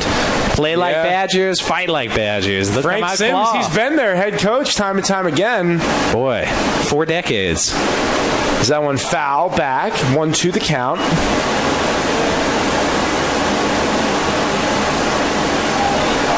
So the Argonauts, they came back with a walk-off wild pitch last night. If they hope to win against the Spartans, it will be a comeback victory. We got a few of those. I'll say this. We've won, I think, 37 of 53 this year. A lot of them have been won in the late innings, especially over the last month of the season. As Pimentel misfires, and we got a 2-2 count, 2 outs. Jones at 2nd. And for Pimentel, it'll be his 65th pitch coming forward. He's been so gosh darn efficient today. Of course, Pimentel, transfer from the University of Miami. Go the U. Hey. Shout out Warren Sapp. Yeah. Hope you're listening out there in internet television land today. Maybe. And that one, chopper up the middle. DeTringo slides, and he makes the throw. Not in time, however. Nice pick by Perry. And now runners on the corners for West Florida. But Nick DeTringo saved a run. If that gets past him and into the outfield, you better believe that Matthew Jones is coming around to score. That's like a game-changing potential type play. Now, you still have to deal with Estrada, who's hitting over 380 for this season, has had a great regional tournament. But hats off to DeTringo. Sometimes it just comes down to getting the old ball in the butterfly net, doesn't it? Sometimes it does. And how about Perry with the pick there? And beating it out is Matt Sullivan for his first hit of the game. And I'll be honest, I was a little bit surprised he even threw it based on what happened on that double play. I thought, you know what? Hold on a second. Never know. So 2 on, 2 out, runners on the corners. First pitch, it's a breaking ball from Pimentel to Estrada for a strike. Estrada's so consistent. Fastest hands in the Gulf South Conference. He's only a sophomore. Look how quickly he gets those hands to the ball. A lot of teams will shade him toward left because they'll punch it out there, but he can turn and pull one. He's got 3 home runs on the season. And that one outside, 1-1 the count. Pivotal stage in this ball game is we're already in the bottom of the 5th inning. Due up for the Spartans, it's the heart of the lineup. Danny Servin, Stevie Mangrum, Cole Perry. That's 3, 4, 5 in the top of the 6th. Pimentel fires, check swing, and home plate umpire Vincent Locklear said that Estrada went around. I'll tell you, Estrada's not worried. He's great with 2-strike counts, and he has been... Choke up a little bit on the bat? He has been the man in terms of getting a hit when we needed one this year. So here we go. 1-2 is the count. In motion is Sullivan from first as Estrada spoils that to stay alive.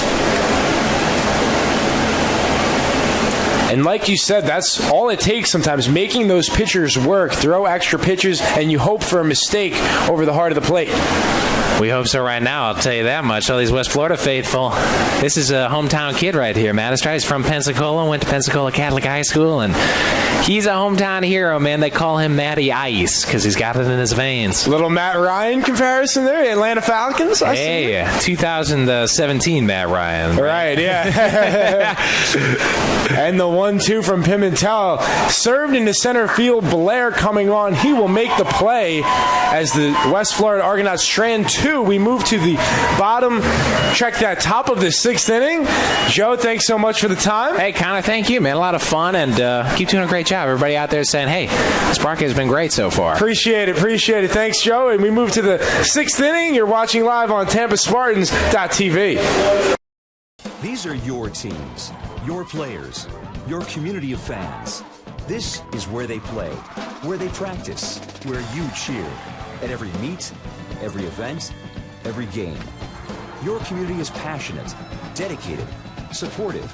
You know the tension of a close game and the thrill of the win. So while you're cheering, keep an eye out for anything out of the ordinary. If you see something suspicious, say something to local.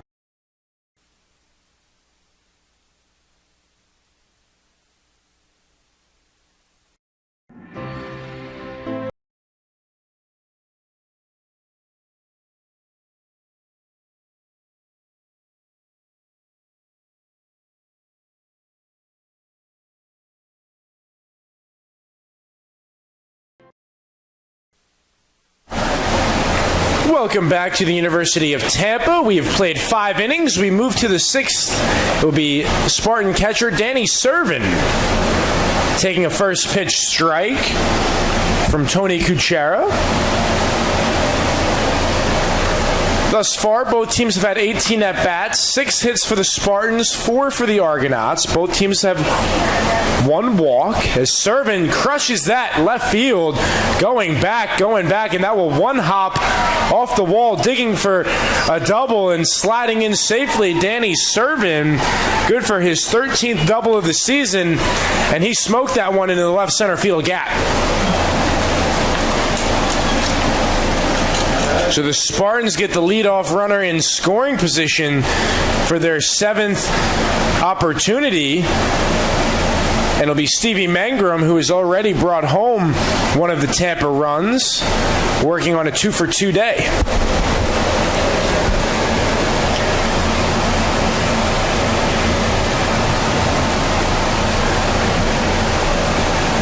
And that will be all for Tony Kuchera, as he will be relieved after 5+ innings of work. We have a pitching change. We'll be back right after this on TampaSpartans.tv. I knew that there was an opportunity to have my college paid for if I was good enough to play baseball at that level. That was going to make a big difference in my family. D2 baseball gave me an opportunity to play at a high level and to get an education that's going to be valuable for me throughout the rest of my life. I chose to take my experience of being a student athlete and pursue that within my career and to get a master's degree. If I wouldn't have had a baseball scholarship, there'd be no chance that I'm doing what I'm doing today. There are over 480,000 college athletes. Only 2% would go pro.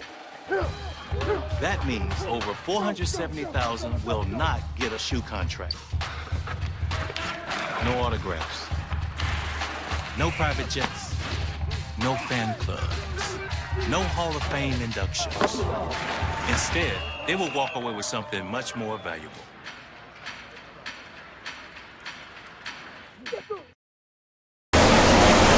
Welcome back to the University of Tampa. Pitching change for the West Florida Argonauts. Dylan Mills Duran, the senior southpaw from Biloxi, Mississippi, will toe the rubber. And on the season for Mills Duran, he is one of the most trusted arms. He has an even 2 earned run average. He's 2-0. This is his 15th appearance. He does have 1 start along with 1 save. He's pitched 18 innings, 16 hits, has given up 4 runs, has walked 17, struck out 20, and is holding batters to a 242 batting average. And he will face Stevie Mangrum as Danny Servin awaits on second base. Servin is Tony Kuchera's responsibility.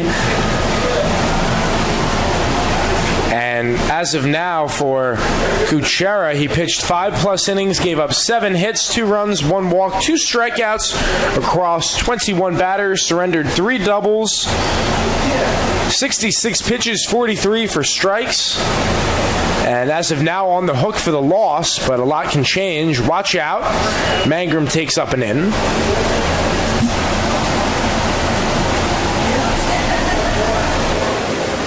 And now for the Spartans, knocking on the door yet again.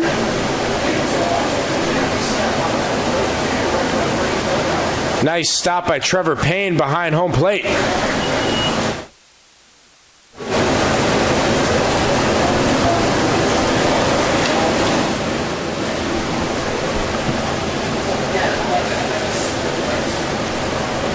Two 2-0 the count on the Spartan right fielder, and now 3-0.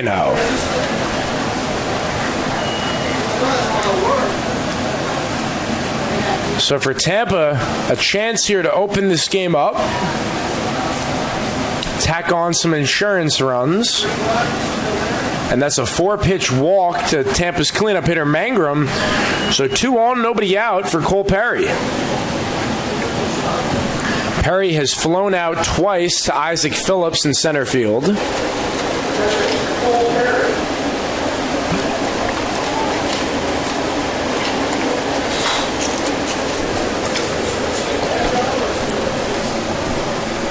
It is 3, 4, and 5 for the Argonauts due up in the bottom of the 6th inning. Trevor Payne, Isaac Phillips, and Adam Mwale.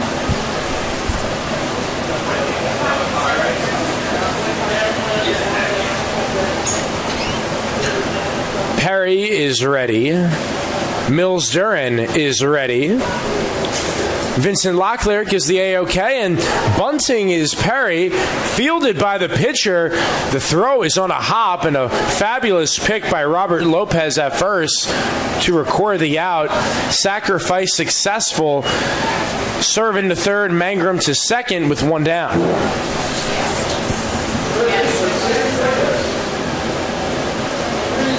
And Sam Freitas now working on a 1-for-2 day. He does have one of the 3 Spartan extra base hits.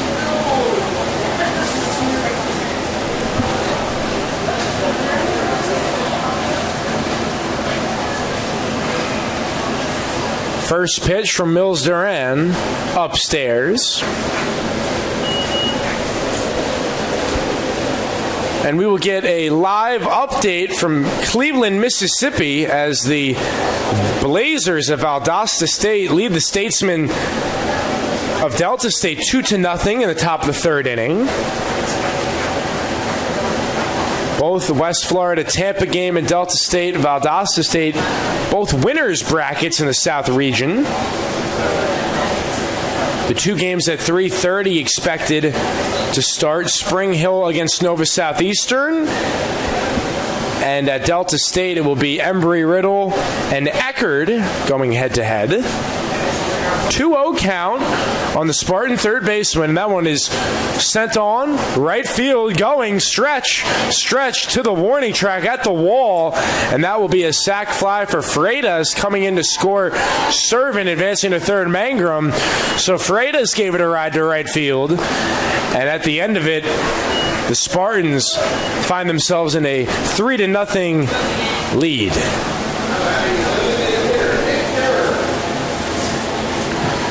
So that run charged to Kuchera, his final stat line, 5+ innings, 7 hits, 3 runs, and he is on the hook for the loss if the score holds true.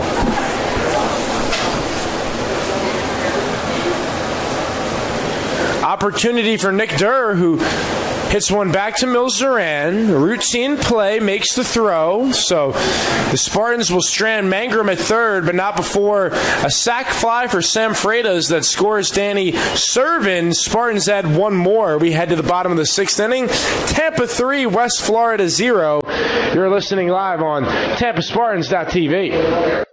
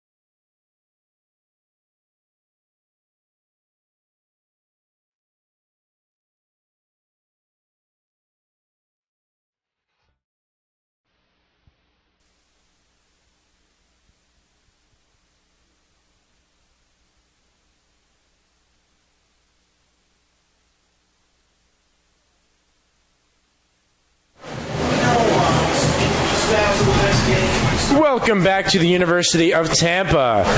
Second day of the NCAA South Regional. Spartans currently lead the Argonauts 3-0 as Kevin Pimentel toes the rubber for the 6th inning. He's thrown 5 innings, surrendered 4 hits, 1 walk, has yet to give up a run with 3 strikeouts across 73 pitches. Connor Moore, Dominic Gallone, glad to have you with us. Dom, what has Kevin Pimentel been able to do to slow down this West Florida lineup? Oh, he's going right after batters. He's getting first pitch strikes and getting ahead. Although he's down 2-0 in the count right now, just seems like he's going after a lot of these Argonaut batters, and when a base runner does get on base, he's doing a significant job limiting how far they advance and, consecutive base hits and walks and stuff like that. So you hit the nail on the head, as the Argonauts just 1 for 9 with runners on base and 1 for 5 with runners in scoring position. And that one hit with runners in scoring position, a diving stop by Nick DeTringo to keep it from going into the outfield. And as a result, Matthew Jones, who was at second, had to hold up at third. And then Pimentel able to get out of the jam, stranding 2 West Florida runners on the corner. That was a huge play because it would have cut the lead in half at 2-1 and would have given West Florida a little bit of the momentum.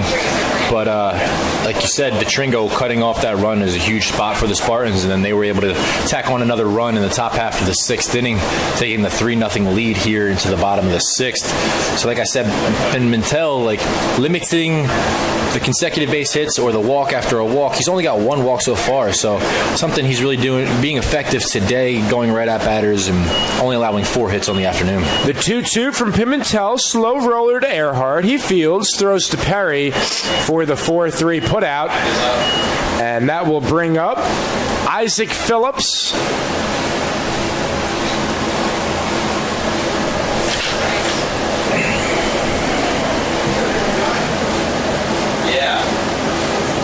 Pinch hitter. Believe we do have a pinch hitter, yes indeed. And let's take a look at who that will be. The pinch hitter is Dylan Menhanet. He came around to score the winning run against Nova Southeastern. So pinch hitting for the cleanup hitter. What do you think about the move by Mike Jeffcoat here, Dom? Trying different things, I guess. Let's see if the move pays off. Menhanet takes first pitch inside. Menhanet, a transfer from Mississippi Gulf Coast Community College, where he appeared in 52 games last year as a sophomore. Batted .317 with 10 home runs, so seems like an offensive asset coming off the bench for the Argonauts. So for Isaac Phillips, he finishes the ball game 0 for 2. Here's a little stat of the day for you. Menhanet and Dylan Mills-Derone, the pitcher who just came into the game, they played together in high school, junior college, and now at the University of West Florida. How about that? And a nice pick over at first base by Perry on the throw from Earhart. So 2 up and 2 ground balls to Earhart for 4-3 ground outs. And Kevin Pimentel seemingly having his way on the hill. Yeah, and he kind of got into pitch trouble, maybe, if you will, I should say, in the 3rd and 4th inning. He was at about 47 pitches after 3 innings, and now he's kind of settled in. Only 81 pitches, trying to get out of the 6th inning. Watch out, that one goes off the helmet of Mwale, and he will trot over to first base. And you know, that's something we talk about, how the helmets have transformed in terms of, back in the day, of course, they had little to no helmets, and getting plunked in the head like that would be an instant concussion, but that did not seem like Mwale was in too much pain following that, huh? I guess it's a big thing nowadays, trying to save the players from concussions. Well, we see it a lot in the major leagues. They have what is it, if you will? They have added protection towards like the chin, if you will. I know Giancarlo Stanton has that for the Yankees when he was hit. I think they call it an ear flap, if you will. Ear flap. Okay, I like the terminology. And if it's not, I'm copywriting that today, trademark. Ear flap on the helmets. But you see some of these Argonaut hitters have that as well, so well, you might not be able to see with the camouflage helmets they got. So taking one for the team is Mwale. Took it off the noggin and is now on first base with 2 down. And an opportunity here for Robert Lopez. Mentioned he does have 6 home runs on the season. Looking to tee off now behind 1 and 2. But Kevin Pimentel has done such a spectacular job implementing his fastball along with secondary pitches, the breaking balls, the sliders, changeups. A lot in his arsenal on display. And the payoff. He gone. Got him swinging. And now Servin floats it over to Perry.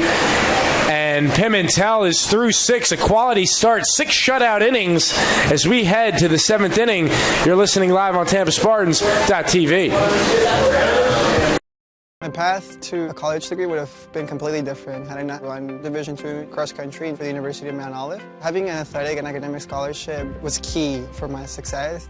Our coaches were really helpful with balancing out my academics and athletics. I decided to attend graduate school because I wanted to become an athletic director.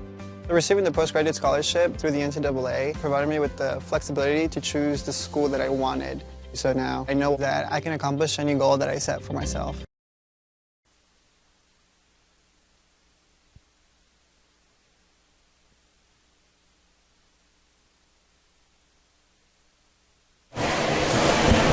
Welcome back to the University of Tampa. We have played 6 full innings. We move to the 7th now. The Spartans leading the Argonauts 3-0. Connor Moore, Dominic Galone on the call. And I will pass it to Dominic Galone to take us for the final 3 innings. Yeah, Spartans lead 3-0 here in the 7th. Mills Duran on the mound for West Florida. For the Spartans, it'll be Danny Blair, DeTringo, and Torrealba, 8, 9, and 1, heading to the plate.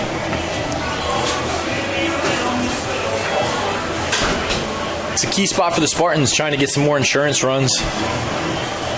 Pimentel eclipsing the 6th inning mark for the 12th time this season. And he'll try to work a little bit longer into this game, save the bullpen. as the Spartans look to advance to the regional final tomorrow at 12 o'clock. The loser of this game will play again at 7 o'clock this evening. And at 3:30, we'll have the matchup between Nova Southeastern and Spring Hill College.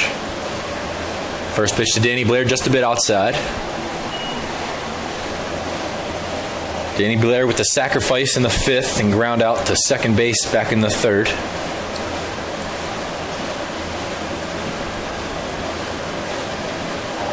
Second pitch of the at-bat, just a bit inside. Danny Blair flails out of the way. Not willing to take the hit by pitch. So Mills Duran came in during the last inning. It's now 3-0 count to Danny Blair.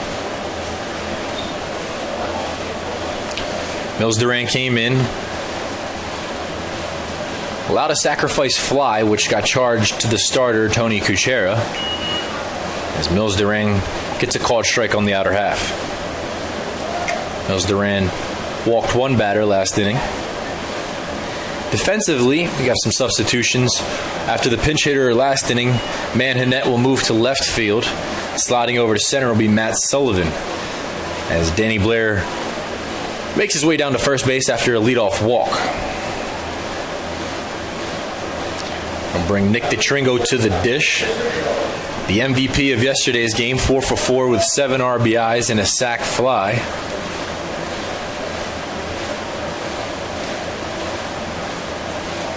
Be interested to see if they try to sacrifice bunt and move the runner into scoring position.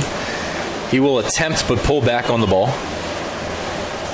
Danny Blair with 11 stolen bases and 13 opportunities, and we'll see a mound visit here for the Argonauts. And I think we're going to get a pitching change for head coach Mike Jeffcoat and West Florida. And that it will. So that'll do it for Dylan Mills Duran. He'll exit the game after 1 inning. And Danny Blair on first base will be a runner under Mills Duran's belt. So coming into the game now will be Tony Rossi, a freshman out of Lake Mary, Florida, 6'3" right-hander. And we'll give you a little bit more on the freshman when we come back. 3-0 ball game, pitching change here in the top half of the 7th inning.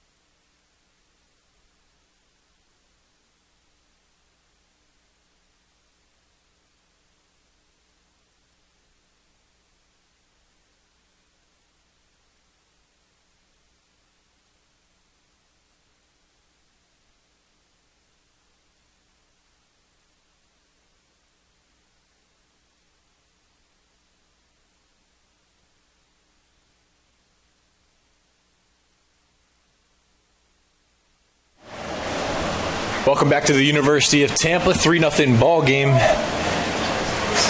here on the beautiful campus of the Spartans. Spartans lead at 3-0 Danny Blair stands on first base. 1 ball to the batter. And DeTringo will send down a sac bunt. Tony Rossi, the new pitcher into the game, will make a phenomenal play as he falls to his knees, turns and throws the first for the first out of the inning. As I mentioned, Tony Rossi, a true freshman into the game for the Argonauts. 3-time Gulf South Conference Freshman of the Week, as he made a handful of starts in the beginning of the season, making 9 starts in the beginning half of the year, going 7 innings in 2 contests, and at least 5 innings in 6 contests.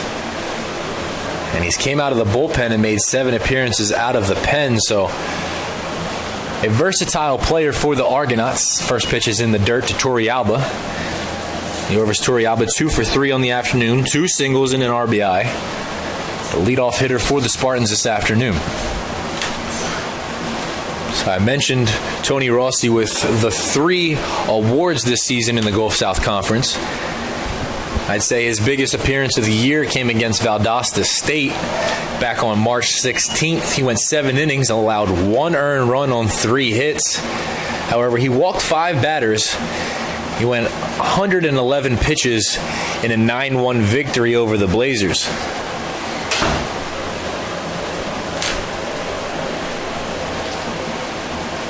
On the year, Tony Rossi 5-3 with the 4.74 ERA.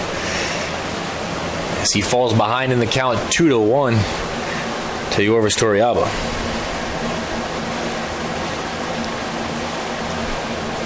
Rossi made an appearance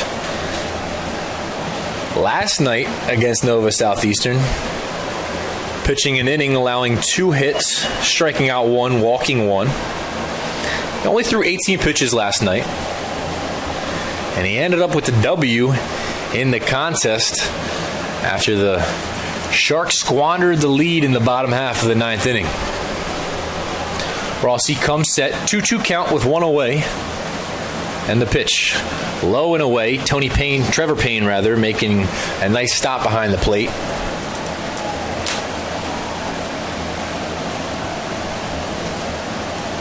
So Kevin Pimentel awaits for the Spartans. 6 innings, no runs, 1 walk, 4 strikeouts, and 4 hits for the Spartans ace. And the Argonauts will walk Torrealba, and now it's first and second with 1 away.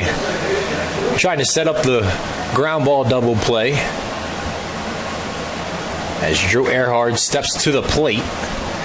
Earhart 1 for 3 with a double this afternoon.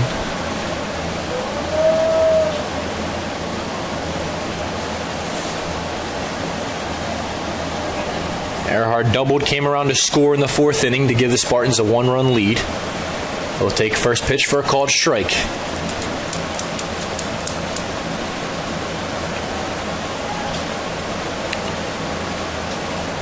So Lopez at first, not holding on Torrealba.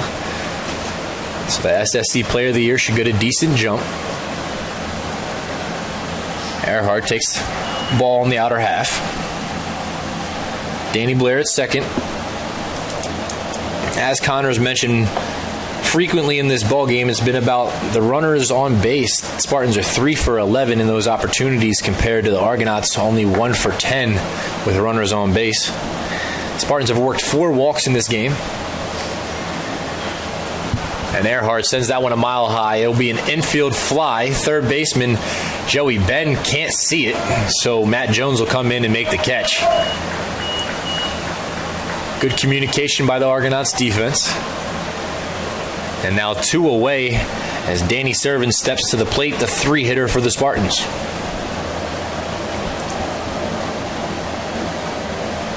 Servin with a team-leading 46 RBIs this season. And I'm sure his counterpart on the mound, Kevin Pimentel, would love another base hit RBI right now. Spartans have scored 3 runs on 7 hits, committed 1 error, while the Argonauts are scoreless on 4 hits. The first pitch to Servin, just a bit inside.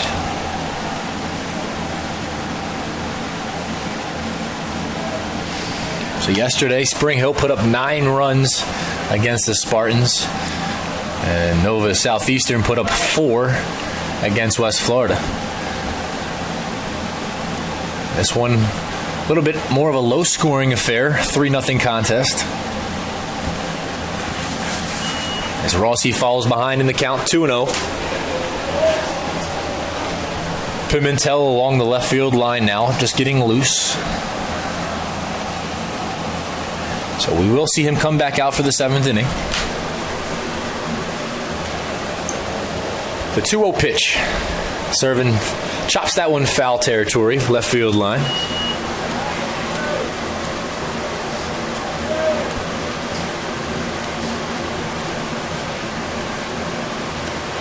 So in this series, the Spartans own the series, winning 20 games to the Argonauts 5 in the last 10 meetings of the matchup. The Spartans are 7-3.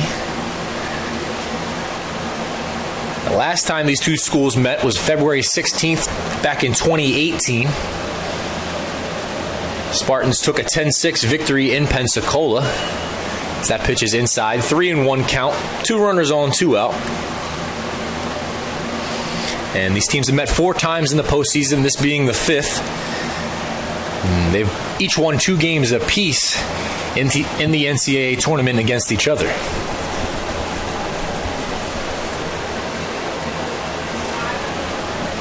The 3-1 pitch. Serving chops that one foul behind Coach Urso. 3-2 count, 2 outs, 2 runners on, so they will be off on contact.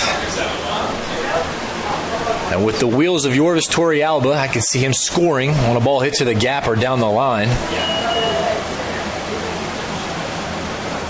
So if you're the Argonauts outfielders, maybe playing no doubles depth, as the corner outfielders are playing just a few steps away from the warning track. The 3-2 delivery. Servin sends that one into left field, down the left field line. Sullivan underneath of it, ranging towards the foul line, and he'll make the catch. So the Spartans threaten with 2 runners on. However, Tony Rossi, the true freshman, comes in for West Florida and shuts the door. Spartans with a 3-run lead heading to the bottom of the 7th inning. Kevin Pimentel making his way back to the mound.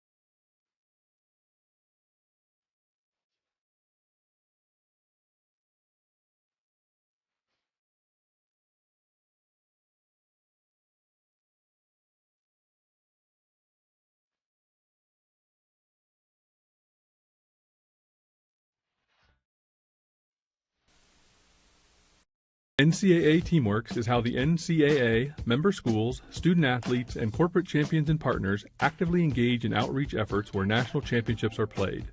Through initiatives such as NCAA Community 101 service learning projects, disaster relief efforts, youth clinics, backpack and school supply donations, and support of the Special Olympics and the Make-A-Wish Foundation, the NCAA and its partners work together to leave a lasting legacy in the community.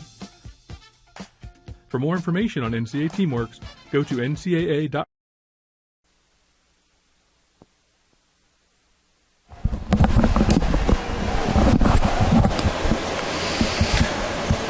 Welcome back to TampaSpartans.tv. 3-run lead for your Spartans. If you're a Tampa fan, if you're West Florida, you're looking for some offense here in the bottom half of the 7th inning. And the Spartans have Kevin Pimentel on the mound, making his 8th appearance in the 7th inning this season. He has not gone longer than 7 innings, so we'll see if he can prolong his outing here at 86 pitches. Standing at the plate is Mike Farnell, the designated hitter. Farnell sends that one into center field. Danny Blair underneath of it, and he'll squeeze it. One away. Quick out there for Kevin Pimentel. Pimentel has left the game 4 times this season, not allowing an earned run.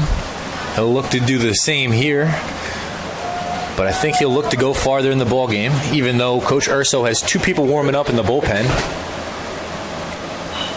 This one's grounded to second base. Earhart makes the throw to first. 2 away. So if you're Pimentel, 2 quick outs here, and I think you're going to go back to the dugout and say, Coach, give me the rock. Let me go out there for the 8th inning, And why not? He's thrown 90 pitches, 6 2/3, 4 hits, only 1 walk, 4 strikeouts, and he's paving through this Argonaut lineup thus far. Yeah, he just retired Joey Ben. Joey Ben 0 for 3. And now at the plate, Matt Jones 1 for 2 on the afternoon. He'll show hands and pull back, but it's a called strike down the middle. And Jones, the only West Florida player to get to third base today, and he was about to come home until Nick DeTrinco made a phenomenal play up the middle, and he limited that to an infield single. Jones was at second at the time, only could advance to third, and then Kevin Pimentel strands runners on the corners. Yeah, that was the only time that West Florida was really threatening this afternoon. Back in the 5th inning, yes. Besides that, Pimentel's kept this one under the wraps as that one's sent to left field, and a quick 1-2-3 inning for Kevin Pimentel. And it'll be interesting to see if he goes out for a season-high 8th inning. Spartans lead at 3-0, Pimentel cruising. If I lose, I'll respond with respect. If I win, I'll back it up with humility. If I fail, I'll rise up with honor. It's tough for us to put it all on the line.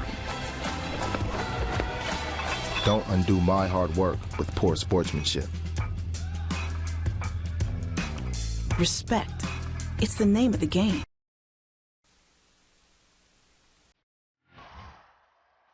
Get the best seats. Enjoy pre-game hospitality. Create memorable moments that will last a lifetime. Catch championship action in VIP style with the NCAA experience, powered by Prime Sport. Be a VIP. Visit ncaa.com/VIP today.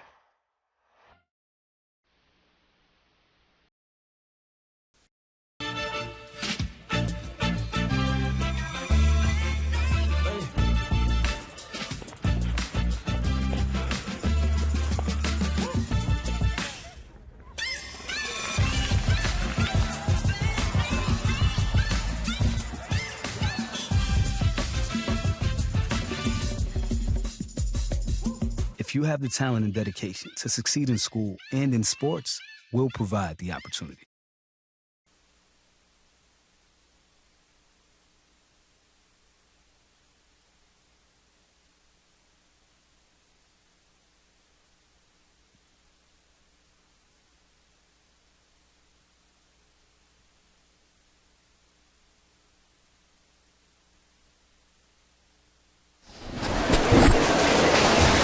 Welcome back, ladies and gentlemen. Stevie Mangrum at the dish.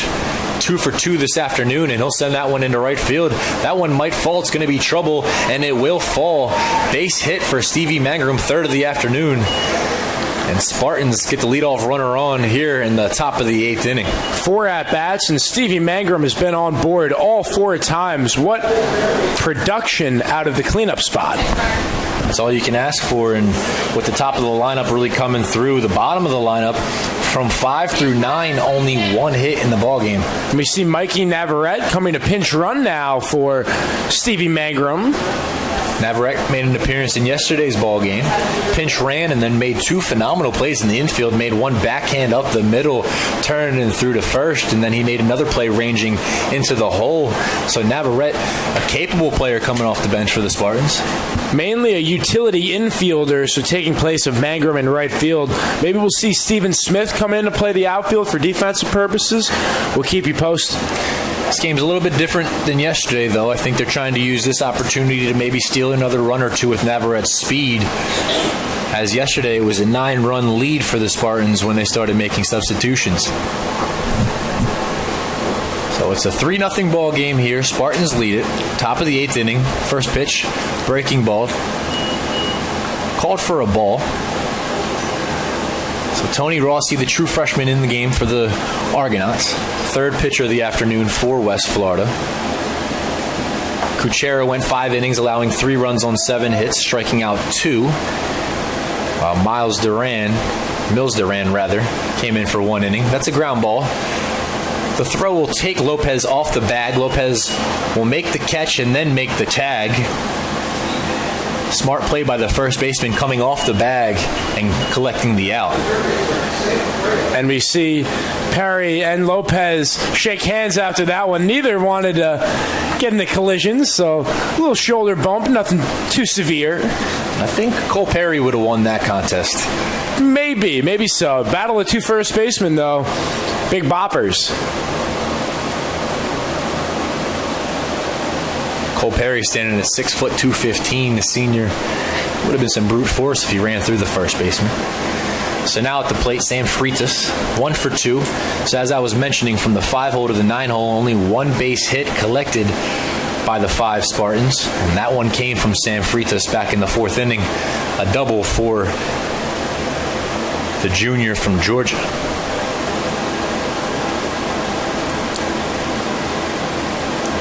Second pitch of the at-bat, skied in the infield. Lopez underneath of it. Wale gets out of the way, and Lopez will make the catch. Yeah, both teams before that pop-up had 24 at-bats, 8 hits for Tampa, 4 for West Florida. And as you were alluding to, the Spartans have had 14 opportunities with runners on base. They've converted 3 times. West Florida, 10 chances with just 1 hit. And here we go. We see Alec Aliwine now with the righty on the mound. It's the first appearance for Aliwine in the 2 games for the Spartans in the NCAA tournament. Yesterday they faced a left-handed starter, and the same goes for this afternoon, so that's why Aliwine was not in the starting lineup.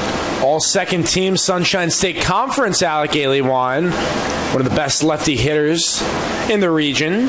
It's nice for Coach Urso to be able to plug in different players and to bench a second team all-conference player and have somebody who can come in and step in. Probably makes making the lineup a little bit easier. And for Aliwine, he's coming in as the designated hitter, so he does not have to play the field.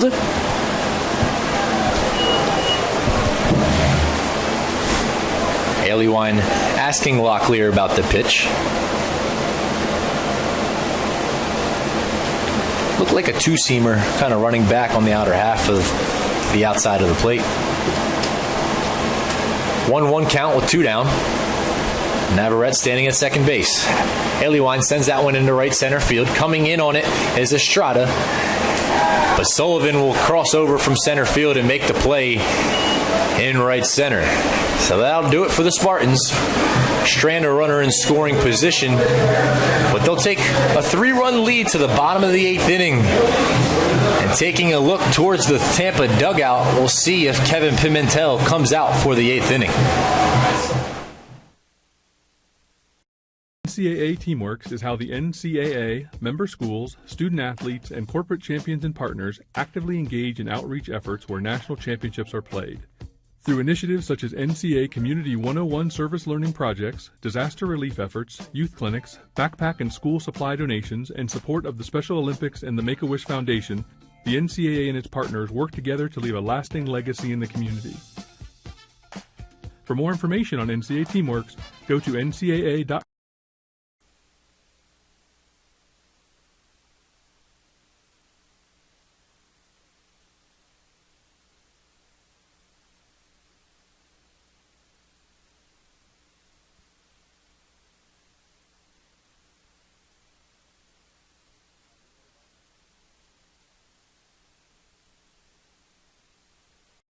NCAA Division II, community engagement is an initiative at all 25 national championships because student-athletes want to give back while competing for a national title. Over the course of the year, Division II student-athletes have an opportunity to leave a lasting impression in local communities throughout the country. Whether Division II student-athletes are volunteering at hospitals, schools, after-school care programs, foster homes, or retirement villages, they make a difference in the lives of others. In Division II, we rise to the opportunity and make community.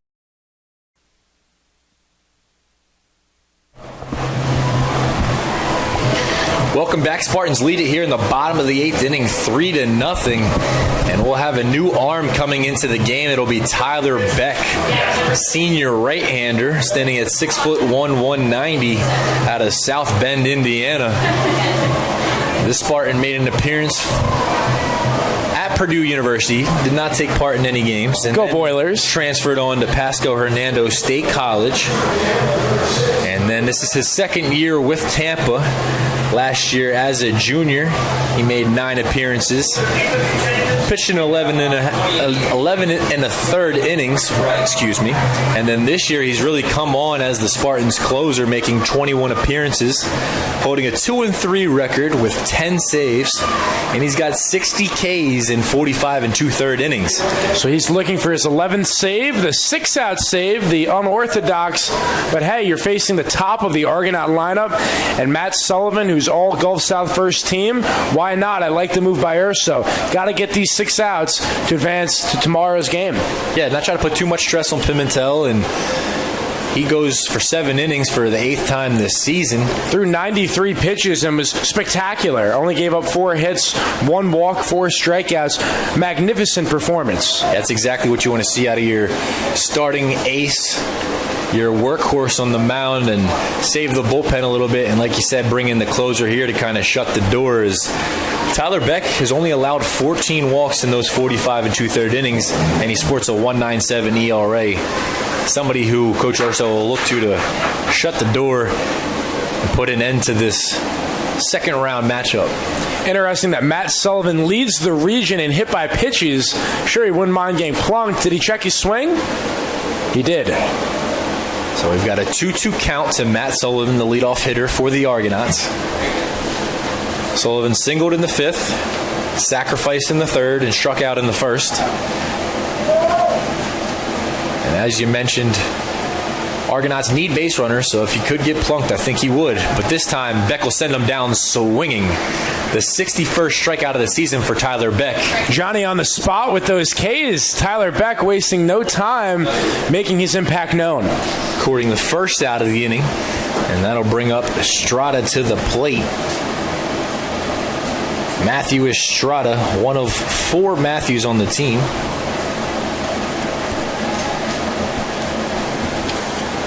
Estrada 0 for 3 this afternoon, and he'll foul this one into the third base netting. So we've got some defensive changes for the Spartans. At third base is Mikey Navarrete, and moving to right field is Sammy Freitas. Swing and a miss there on a breaking ball from Tyler Beck. Overpowering stuff from Beck. Yeah, to be able to switch from the fastball to that breaking ball, as you saw, Estrada might have felt foolish at the plate. The 0-2 pitch, and yet again another breaking ball, swing and a miss, strike 3. Thank you, come again, says Tyler Beck. 3 pitches for the strikeout. So Tyler Beck cruising here in the 8th inning. Back-to-back strikeouts. And the Argonauts trying to find a way against Tyler Beck. And it'll bring up Trevor Payne, the backstop. He'll swing and miss through the first pitch. Payne doubled in the first inning and then was stranded in scoring position, as the Argonauts are 1 for 5 with runners in scoring position. It's so interesting how the Spartans, in a matter of 24 hours, can completely change the game flow and the tempo. They won 18-9 last night, having no problem, up 3-0 today in a pitcher's duel. And they are 4 outs away from advancing to tomorrow's game. Well, when you talk to some people around the facility, that's what they say is the offense is what's going to carry this team if they're going to make a run. As the pitching staff is had some quality outings this year, but the offense, as you saw last night, can go for an outburst at any point in time, and last night's offensive explosion for 18 runs showed how lethal this offense is, 1 through 9.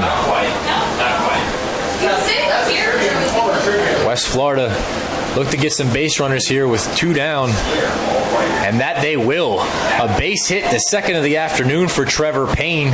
Not trying to do too much with it, taking the high fastball, poking it into right center field. So Argonauts have a runner with 2 outs, and they're looking for a 2-out rally here in the bottom of the 8th. And it's been noticeable all game long. The Argonauts have found success when they've gone opposite field. These pitches, Spartan pitchers are not missing their target, but West Florida have to continue to do so. Trevor Payne that time riding the pitch and serving it into right field. At the plate now, we see Manette, who came in 2 innings ago, back in the 6th. Manette, junior out of Biloxi, Mississippi.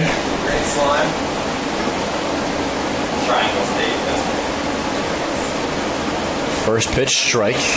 Beck comes set. Second pitch, just a bit low.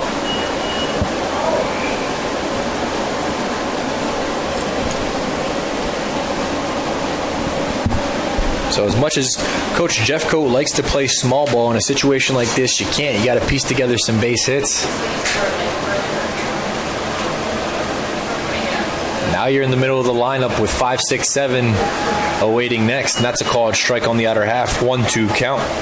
It is worth mentioning again, West Florida was trailing 4-1 last night against Nova Southeastern, and they put 4 runs forth without recording any outs. So this is a team not scared of the big moment, and here we are in crunch time. Yeah, agreed. Definitely can't sleep on them if you're the Spartans. That's a check swing. They appeal down to first base, and they'll say he did not go. 2-2 count with 2 outs. To reiterate, that's why I love the move by Joe Urso. Go to the closer now. Do not waste any time, because for the Sharks, going to the bullpen, you need to mix and match. Make that plug right there. And let's see if Beck, 2-2, 2 outs. Payne on first. Swing and a miss by Dylan Minette. And Tyler Beck sends down the side with 3 strikeouts for Tyler Beck. And we'll head to the 9th inning. Spartans lead at 3-0.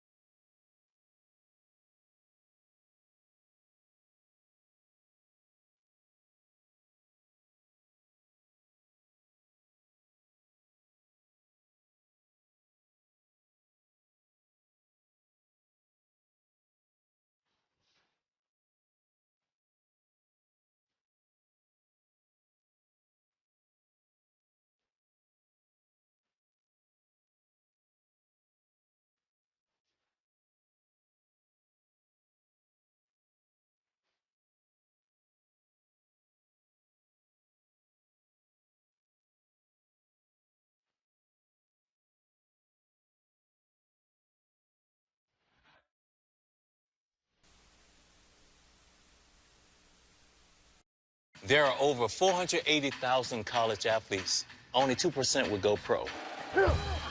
That means over 470,000 will not get a shoe contract. No autographs. No private jets. No fan clubs. No Hall of Fame inductions. Instead, they will walk away with something much more valuable.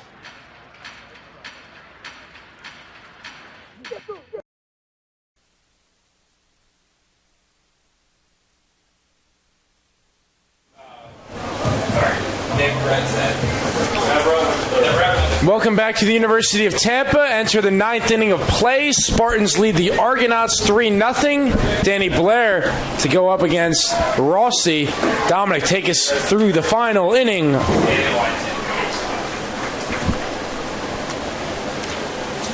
First pitch to Danny Blair, just a little bit low. Danny Blair walked in the 7th inning, looking for his first base hit of the afternoon.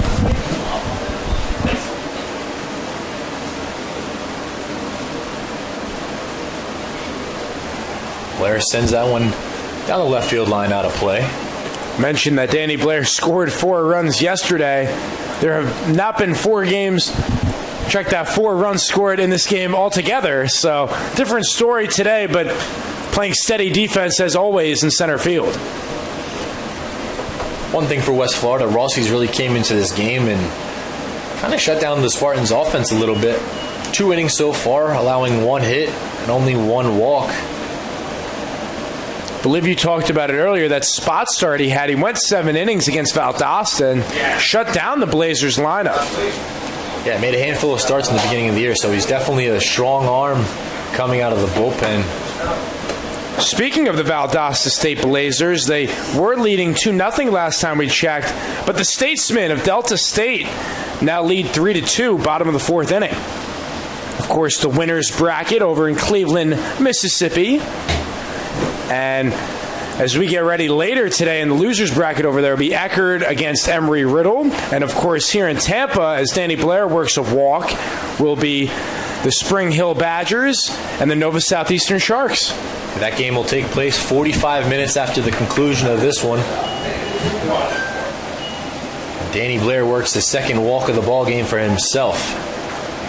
Spartans have 5 walks on the afternoon, compared to only 1 walk worked for the Argonauts. Mentioned Danny Blair, his 34th walk on the season. Good for the team lead.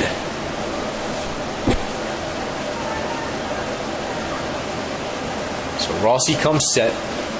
3-run lead for the Spartans, top half of the 9th inning.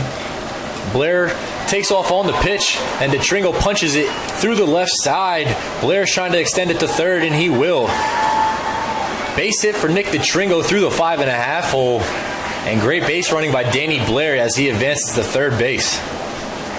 Yeah, like the hit and run that time. Runners on the corners, and the Spartans now leading 3-0. Could look to put the finishing touches and the icing on the cake, if you will, here in the 9th. Yeah, as of now, 3 runs is a small enough margin, as we saw last night, for West Florida to come back as they trailed 4-1 in the 9th inning and took the 5-4 victory. So putting a couple more on the board here might put this one out of reach for West Florida. And here comes Coach Jeff Coate yet again. And I think we'll get a pitching change here as they have a right-hander warming up in the bullpen. But we will see. First and third, nobody down.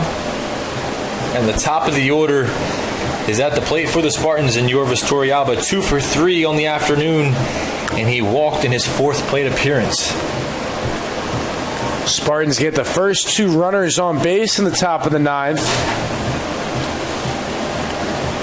And looking overall at the statistical breakdown, they're 9 for 27, good for a 333 clip, 5 base on balls, 3 extra base hits. And for the Argonauts, they're 5 for 28, batting 179. Only 1 walk, and they've struck out 7 times. And when you look at the breakdown, Kevin Pimentel had 4, and then, of course, Tyler Beck striking out the side there in the 8th inning.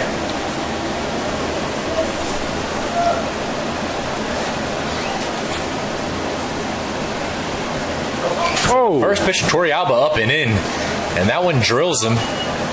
Looks like it caught him in the left shoulder. Torrealba slowly make his way down to first base. And see, that's one of those where Torrey Alba kind of turns his head and he's like, we just had a meeting in the mound and I get plunked. Did not believe it was intentional, of course. You do not want to load the bases, but... Yeah, there's no reason to load the bases in this situation. Already trailing by 3 runs.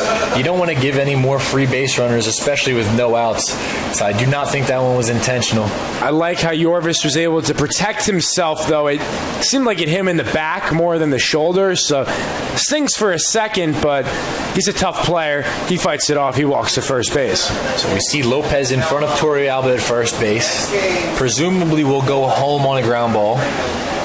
As the third baseman, Joey Bend is even with the bag. Would be interested to see what he does on a ground ball. I assume a chopper coming in, he'll go home. Ball hit right at him.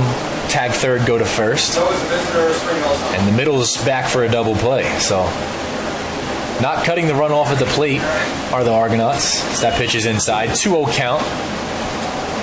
And as I talked about Rossi being effective, here we are with the bases loaded, no outs. And he trails 2-0 in the count. Marvelous chance for Drew Earhart to break this game wide open. And that pitch just a bit upstairs. 3-0 with the bases loaded, nowhere to put them. And now you wonder if there's green lights on for Drew Earhart. Rossi has completely lost the strike zone. I think if I'm Earhart, I may take 1, maybe 2, try to walk in a run. But like you said, if it's a pitch of your liking, crush it. That pitch down the middle, called strike. So as you said, Rossi came into this inning pretty effective and then walked Blair, allowed a single and a hit by pitch. And here we are. 3-1 count to the batter, Drew Earhart, and that pitch is inside, ball 4. So Rossi will walk in a run, and the Spartans will take a 4-run lead into this pitching change for West Florida. And that'll be it for Rossi, and all 3 runners will be his after this pitching change. We'll be back after this one. Spartans lead 4-0 in the top of the 9th. NCAA Teamworks is how the NCAA, member schools, student athletes, and corporate champions and partners actively engage in outreach efforts where national championships are played. Through initiatives such as NCAA Community 101 service learning projects, disaster relief efforts, youth clinics, backpack and school supply donations, and support of the Special Olympics and the Make-A-Wish Foundation, the NCAA and its partners work together to leave a lasting legacy in the community. For more information on NCAA Teamworks, go to ncaa.com. There are over 480,000 college athletes. Only 2% would go pro. That means over 470,000 will not get a shoe contract. No autographs. No private jets. No fan clubs. No Hall of Fame inductions. Instead, they will walk away with something much more valuable.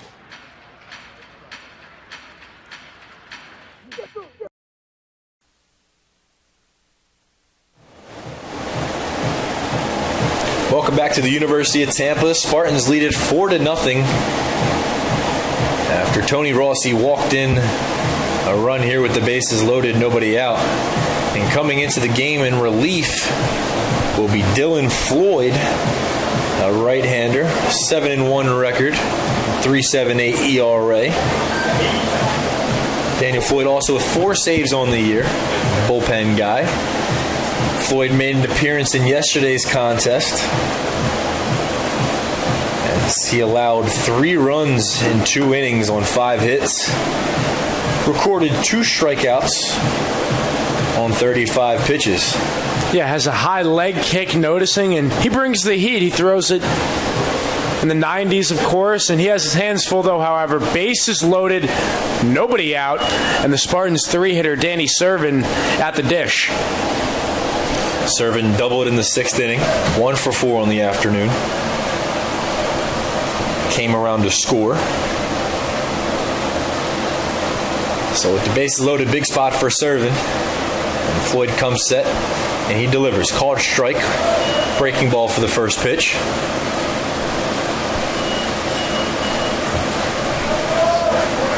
So The Spartans scored 4 runs on 8 hits, committing 1 error, while the Argonauts have no runs on 6 hits. A stellar outing from Kevin Pimentel. The 1-0 delivery. The 0-1 delivery. Called strike on the outer half. Now it's 0-2 to the 3-hitter, Danny Servin. I mean, when we spoke to radio broadcaster Joe Zamboni of West Florida, he talked about how Floyd fearless in attacking the strike zone, and we're seeing that 2 straight strikes and swinging away. Servin through the right side. Yeah, he serves one through the hole there, and that's going to score 2 on the dribbler through the right side. Servin doesn't try to do too much with it. Pitch in on the hands, and he fists it in between first and second.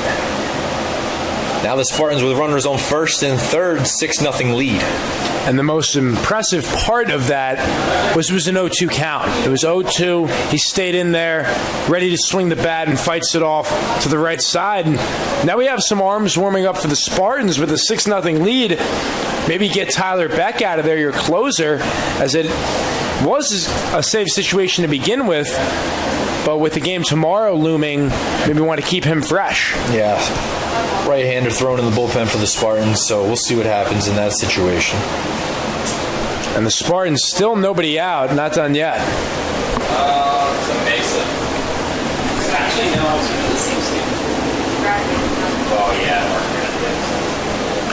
So the 1-0 pitch, called strike on the inner half to Mikey Navarrete.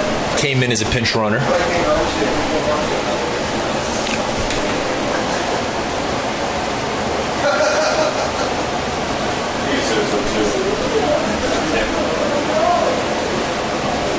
First and third, nobody down. And he'll chop that one to first base. Trying to barehand it is Lopez, and not able to make the play as he was trying to cut off the run at home plate, not able to do it. And that'll be an E3 on Robert Lopez. Navarrete stolen of an RBI as the run was scored on the error. Spartans pouring it on right now. 3-run 9th inning. As we mentioned, definitely helps the pitching staff having some more insurance runs, as the Argonauts made a comeback in yesterday's ball game. So now the runners on first and second, nobody down. And the Argonauts are a touchdown and an extra point away from tying this up in the bottom of the 9th. Cole Perry looks to tack another one on. Maybe need a 2-point conversion from the Argonauts. Maybe. Called strike. Argonauts have another right-hander warming up in the bullpen. And how this game has unfolded for the Spartans already with a 4 spot here. Getting the job done. Yeah. Very likely could bat around this inning. It's funny how the mindset changes. At the beginning of the inning, you're thinking about, hey, we'll make another comeback like we did yesterday. And now you're looking up at the scoreboard thinking that's a big hill to climb. Let's just get on to the next one maybe. Exactly. And for the Argonauts, that's a good point. If the score holds true, they would play approximately 7 o'clock against the winner of Spring Hill Nova Southeastern later on tonight. And so if the score holds true and the Spartans advance, they will take the field in the regional final tomorrow afternoon at 12 o'clock. And if the team coming out of the losers bracket were to defeat the Spartans in the first game, the if necessary game would be at 3:30 tomorrow afternoon for the winner-take-all championship in the South Regional Final. Cole Perry chops that one foul out of play, and he trails in the count 1-2. Over in Pensacola, the Argonauts softball team is hosting the Super Regional after defeating Tampa in the regional last weekend. And the Argonauts, just like their baseball team, had a come-from-behind victory on the softball side of things. We're facing Florida Tech in the best-of-3 Super Regional, and Florida Tech was up 3-1 going into the bottom of the 6th inning last night. And the Argonauts put up a 5 spot in the bottom of the 6th inning and ultimately took the 6-3 victory over the Florida Tech Panthers. So, holy cow. West Florida hanging out with a leprechaun, I guess. Something of that nature. First and second, 2-2 count. Perry sends that one deep into left field, going back on it, looking up at it, and it's off the wall. And that's going to score at least one, and it does. Stand-up double for Cole Perry off the left field, top of the fence. A laser shot off the wall in left field, and Cole Perry absolutely crushed that one.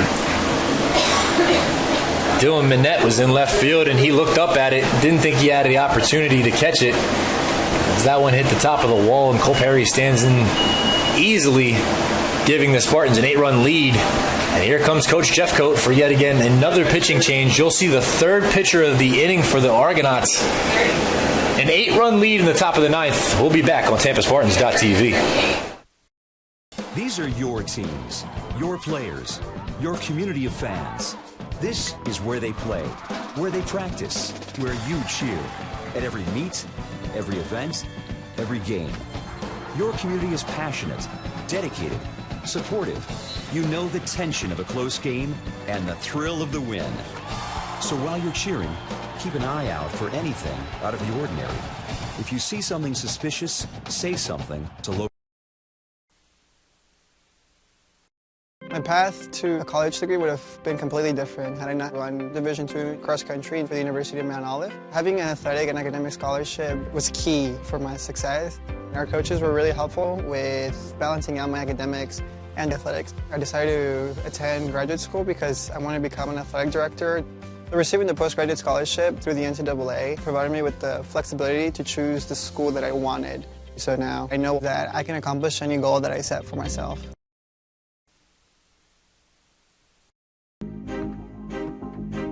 Before the house, before the office, the late nights and new bosses. Before the last hugs, the wins and the losses. Before building the team, before building yourself. The rise and grinds, all day, every days. Before the letter, before the dream, there was a kid who loved to play.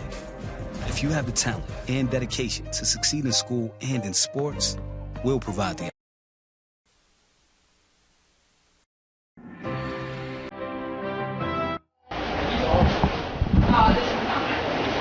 So making his way to the mound is Josh Palad for the Argonauts, a sophomore out of Osceola High School in Kissimmee, Florida. The third pitcher of the inning for the Argonauts, as the Spartans have put up 5 here in the top of the ninth inning and taken an 8-0 lead. And now at the dish is Sam Freitas.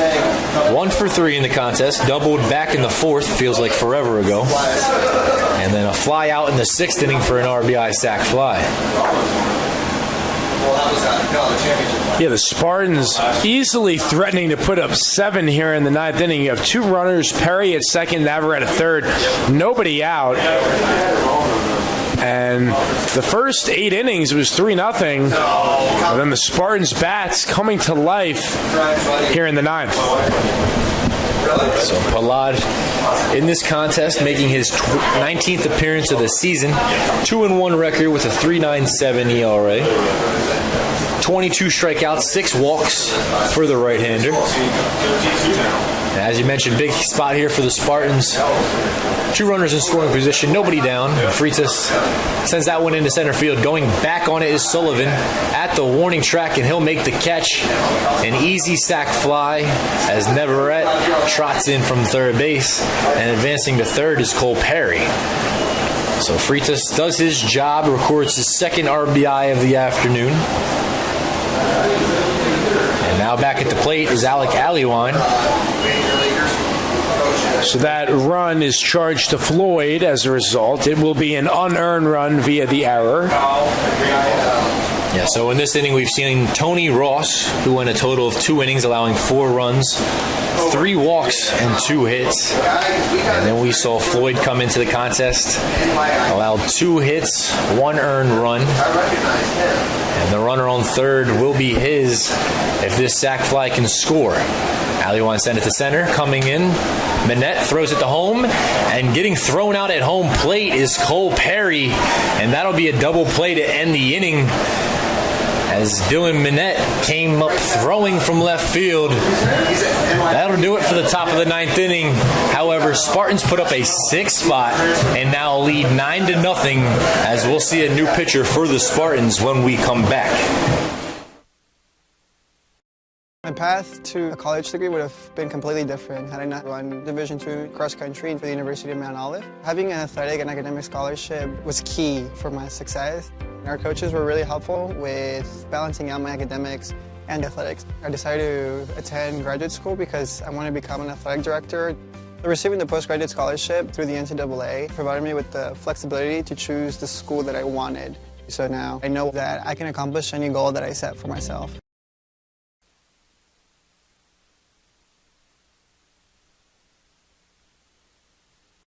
If I lose, I'll respond with respect. If I win, I'll back it up with humility. If I fail, I'll rise up with honor. It's tough for us to put it all on the line. Don't undo my hard work with poor sportsmanship. Respect. It's the name of the game.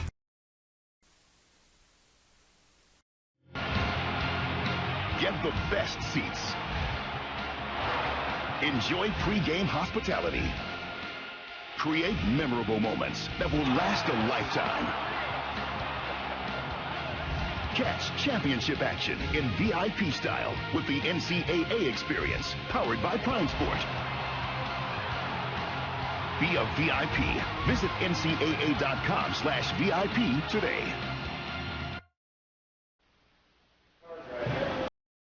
Ladies and gentlemen, welcome back. We're at the University of Tampa for the South Region. The winner's bracket final between the University of Tampa and West Florida. Spartans hold a 9-0 lead in the bottom of the ninth inning. So the Argonauts have an uphill battle to face if they're looking to come back in this one, as they did last night in the bottom of the ninth inning. Standing at the plate is Adam Imwale for the Argonauts to get things rolling. And he will go up against James Reynolds, who threw an inning yesterday, struck out 2 against the Spring Hill Badgers. And for the season, this is the 18th appearance for Reynolds. He has started 4 games as a 3-1 record, along with a save across 48 in the third inning pitched, 2.61 earned run average, and 42 strikeouts. Start this one off with a called strike on the outer half. Reynolds brings the velocity for the Spartans out of the bullpen. And he'll look to close this one out quickly, as this one's grounded through the right side. Imwale trying to start the rally as they did last night with a leadoff base hit. Sound like a broken record, but West Florida has had success when they hit it to the opposite field. Yet again, going to the right side, there's an open gap, and converting that time Imwale. Well, that's credit to the hitters, as they don't try to do too much. And hitting coach Scott Wire, former Detroit Tigers hitting instructor, is a volunteer assistant coach for the Argonauts. I'm sure one of the things he emphasizes is don't try to do too much with it, take it where it's pitched. And we've seen success for West Florida when they've done so. And it is evident there is no single swing that can score 9 runs, so if the Argonauts are going to make the improbable comeback, they will need to piece it together hit by hit. A back pick to first base from Reynolds. Bang, bang play, but Imwale slides in safely. One of the better moves to first base from Reynolds there, as he caught Imwale leaning towards second. We've seen 2 left-handed starters in this tournament against the Spartans. And I was looking for a little bit of a better pickoff move to first base. We haven't seen an intimidating one thus far until Reynolds, the right-hander, with the creative move to first base. And as a pitcher, you have to be deceptive with that move over to first if you want to catch the runner off guard. But here's my thing. If I'm Coach Joe Urso or pitching coach Sam Militello, we've got a 9-run lead. Let's go right after the batter here. Don't worry about the runner. Don't lose your focus. Let's go right after him at the plate. It's an 0-2 count, so he is ahead in the count. However, he's made it look over to third 2 or 3 times here. Definitely, and from the other perspective for the Argos, if you're in Wale, that's exactly what you want to do. You want to play a mind game with Reynolds, get him thinking about you, a little bit forgetful about Lopez at the plate, maybe make a mistake down the heart of the plate. So the 1-2 pitch from Reynolds. Breaking ball, chopped to shortstop. DeTringo flips it over to second, and they'll only get one, as Navarrette's throw to first is just a bit late. But at this point in time, Spartans collecting outs, 1 away, as Farnell makes his way to the dish, the big left-handed hitter for the Argonauts. And it is important, of course, double elimination. The Spartans want the shutout here. If they are to play West Florida tomorrow at noon, they do not want them to take any momentum from today with them tomorrow. So even though we have a lopsided score, a lot can be gained from these final 2 outs. And I think Cole Perry just pointed to the batter as kind of making the point I was just saying, as Cole Perry now is not even going to hold on the runner. With the 9-run lead, there's essentially no point. Joe Urso taking a walk, maybe out of frustration. Swing and a miss there by Farnell, and it's kind of funny how I talk about it, and it kind of happened right in front of our eyes. Exactly, and if Lopez does dash to second, wonder if it'll be a stolen base or an indifference, of course, no one holding him on. Oh, yeah, Max, we can search. I think it is funny that his fellow teammate Cole Perry pointed to home plate and said, let's go get the batter. Let's not worry about this situation over here. Swing and a miss by Farnell, and he trails in the count 0-2. The former Murray State racer looking to keep the Argos' hopes alive. Wonder if he's familiar with the Ja Morant. Probably not. For you basketball fans, one of the top picks in the upcoming draft, as Farnell sends that one out of play down the right field line. Ja Morant, scorer, could potentially go number 2 in this year's NBA draft. And the Grizzlies are very high on him, as Mike Conley wants a trade out of there to be with a contender, so who knows? So an 0-2 count. Lopez standing at first, Farnell at the dish. And Reynolds rocks and fires. Breaking ball just a bit low. Servin thought he had that one behind the plate. Was getting ready. I think DeTringo as well, as he takes off his hat and kind of rubs his head. Maybe a little confusion there, but Vincent Locklear's had a consistent strike zone behind the plate this afternoon. Runner off on the pitch. Chopper to second base. Navarrete fields it, and he'll collect the out at first base. Second out of the inning, as Lopez moves along to second. Excuse me, I keep saying Navarrete. That's still Earhart at second base. Navarrette's at third base. Last night when Navarrete came into the ball game, he was at second. So my apologies, correction on that one. And the Spartans 1 out away from setting themselves up for tomorrow, a noon start time against a team to be determined. We still have 2 more games on the slate for you, ladies and gentlemen, today. But what a performance, starting with Kevin Pimentel slowing down these Argo hitters. 7 shutout innings.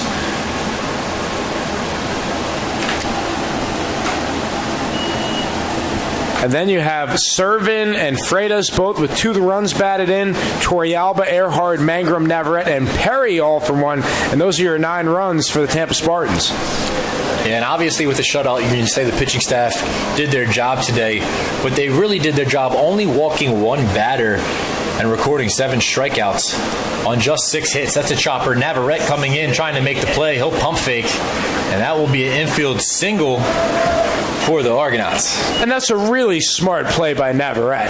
The last thing you want to do, airmail a throw into right field, and who knows, Lopez would score easily, Ben could advance. Opportunity here, you're up by 9 runs. If you have the play, make it. If you don't, do not force anything. So, wise decision by Mikey Navarrete over at the hot corner. Yeah, just put it in the pocket, don't give them any momentum, and let Reynolds do his job on the mound.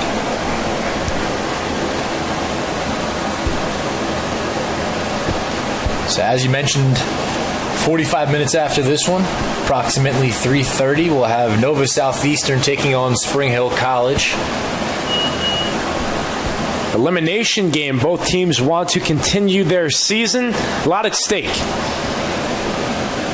Spring Hill making their first NCAA tournament appearance, winning the SIAC Conference this season.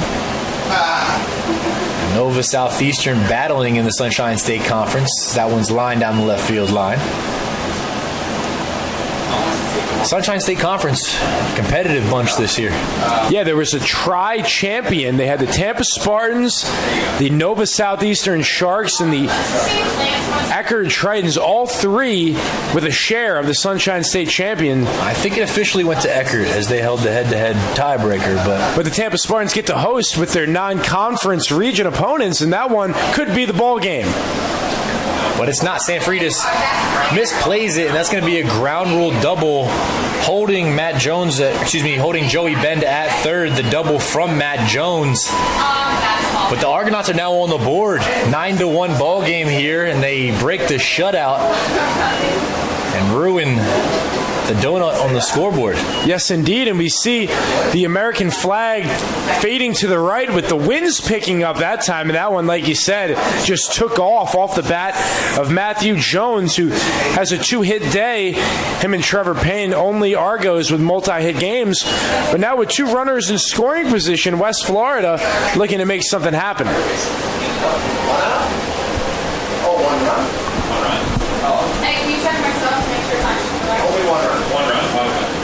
And so with 2 outs, called strike on the outer half to lead it off, and it is the leadoff hitter, Matt Sullivan. Matt Sullivan, the left fielder, he's made a decent play in this ball game. Came in from left field, throwing a hose to home plate.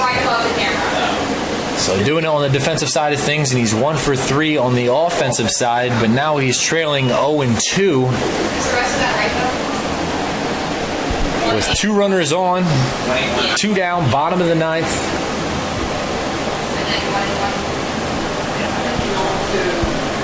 Sullivan, a first-team All-Gulf South player.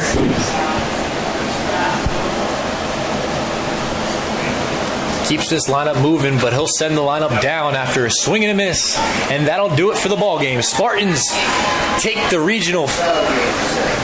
the winners bracket regional of the South Regional, 9-1, behind the coattails of Kevin Pimentel, going 7 innings, allowing no runs on 4 hits, striking out 4 and walking 4. Tyler Beck came into the game for 1 inning, struck out the side, and then allowed a hit as well. And James Reynolds comes in here in the 9th inning, closes the door, allows 1 run on the ground rule double in the bottom of the 9th. And the Argos will play again at 7 o'clock tonight against the winner of Spring Hill and Nova Southeastern, while the Spartans advance to the regional final tomorrow afternoon at 12 o'clock. Yeah, Kevin Pimentel collects his 11th win on the season, and he completely dominated today, no doubt about it. 7 shutout innings. Tony Kuchera falls to 8-3 on the year, and the Tampa Spartans, like you said, a date tomorrow with to be determined. They play at noon, and for West Florida, they will play the winner of this important game coming forward, elimination game between Spring Hill and Nova Southeastern at 3:30. So West Florida gets to hang around for a few hours before they figure out who they get to play. It's a long afternoon for the Argos, but they'll look to continue their season later tonight. And the next matchup should be a good one. Spring Hill showed the offensive side of things. Nova Southeastern, a competitive Sunshine State Conference team. So stay tuned. We'll be back in about 45 minutes for the start of Game 2 on this Friday afternoon. Thank you for joining us. For Connor Moore, I'm Dominic Galone, and we'll see you later on. TampaSpartans.tv.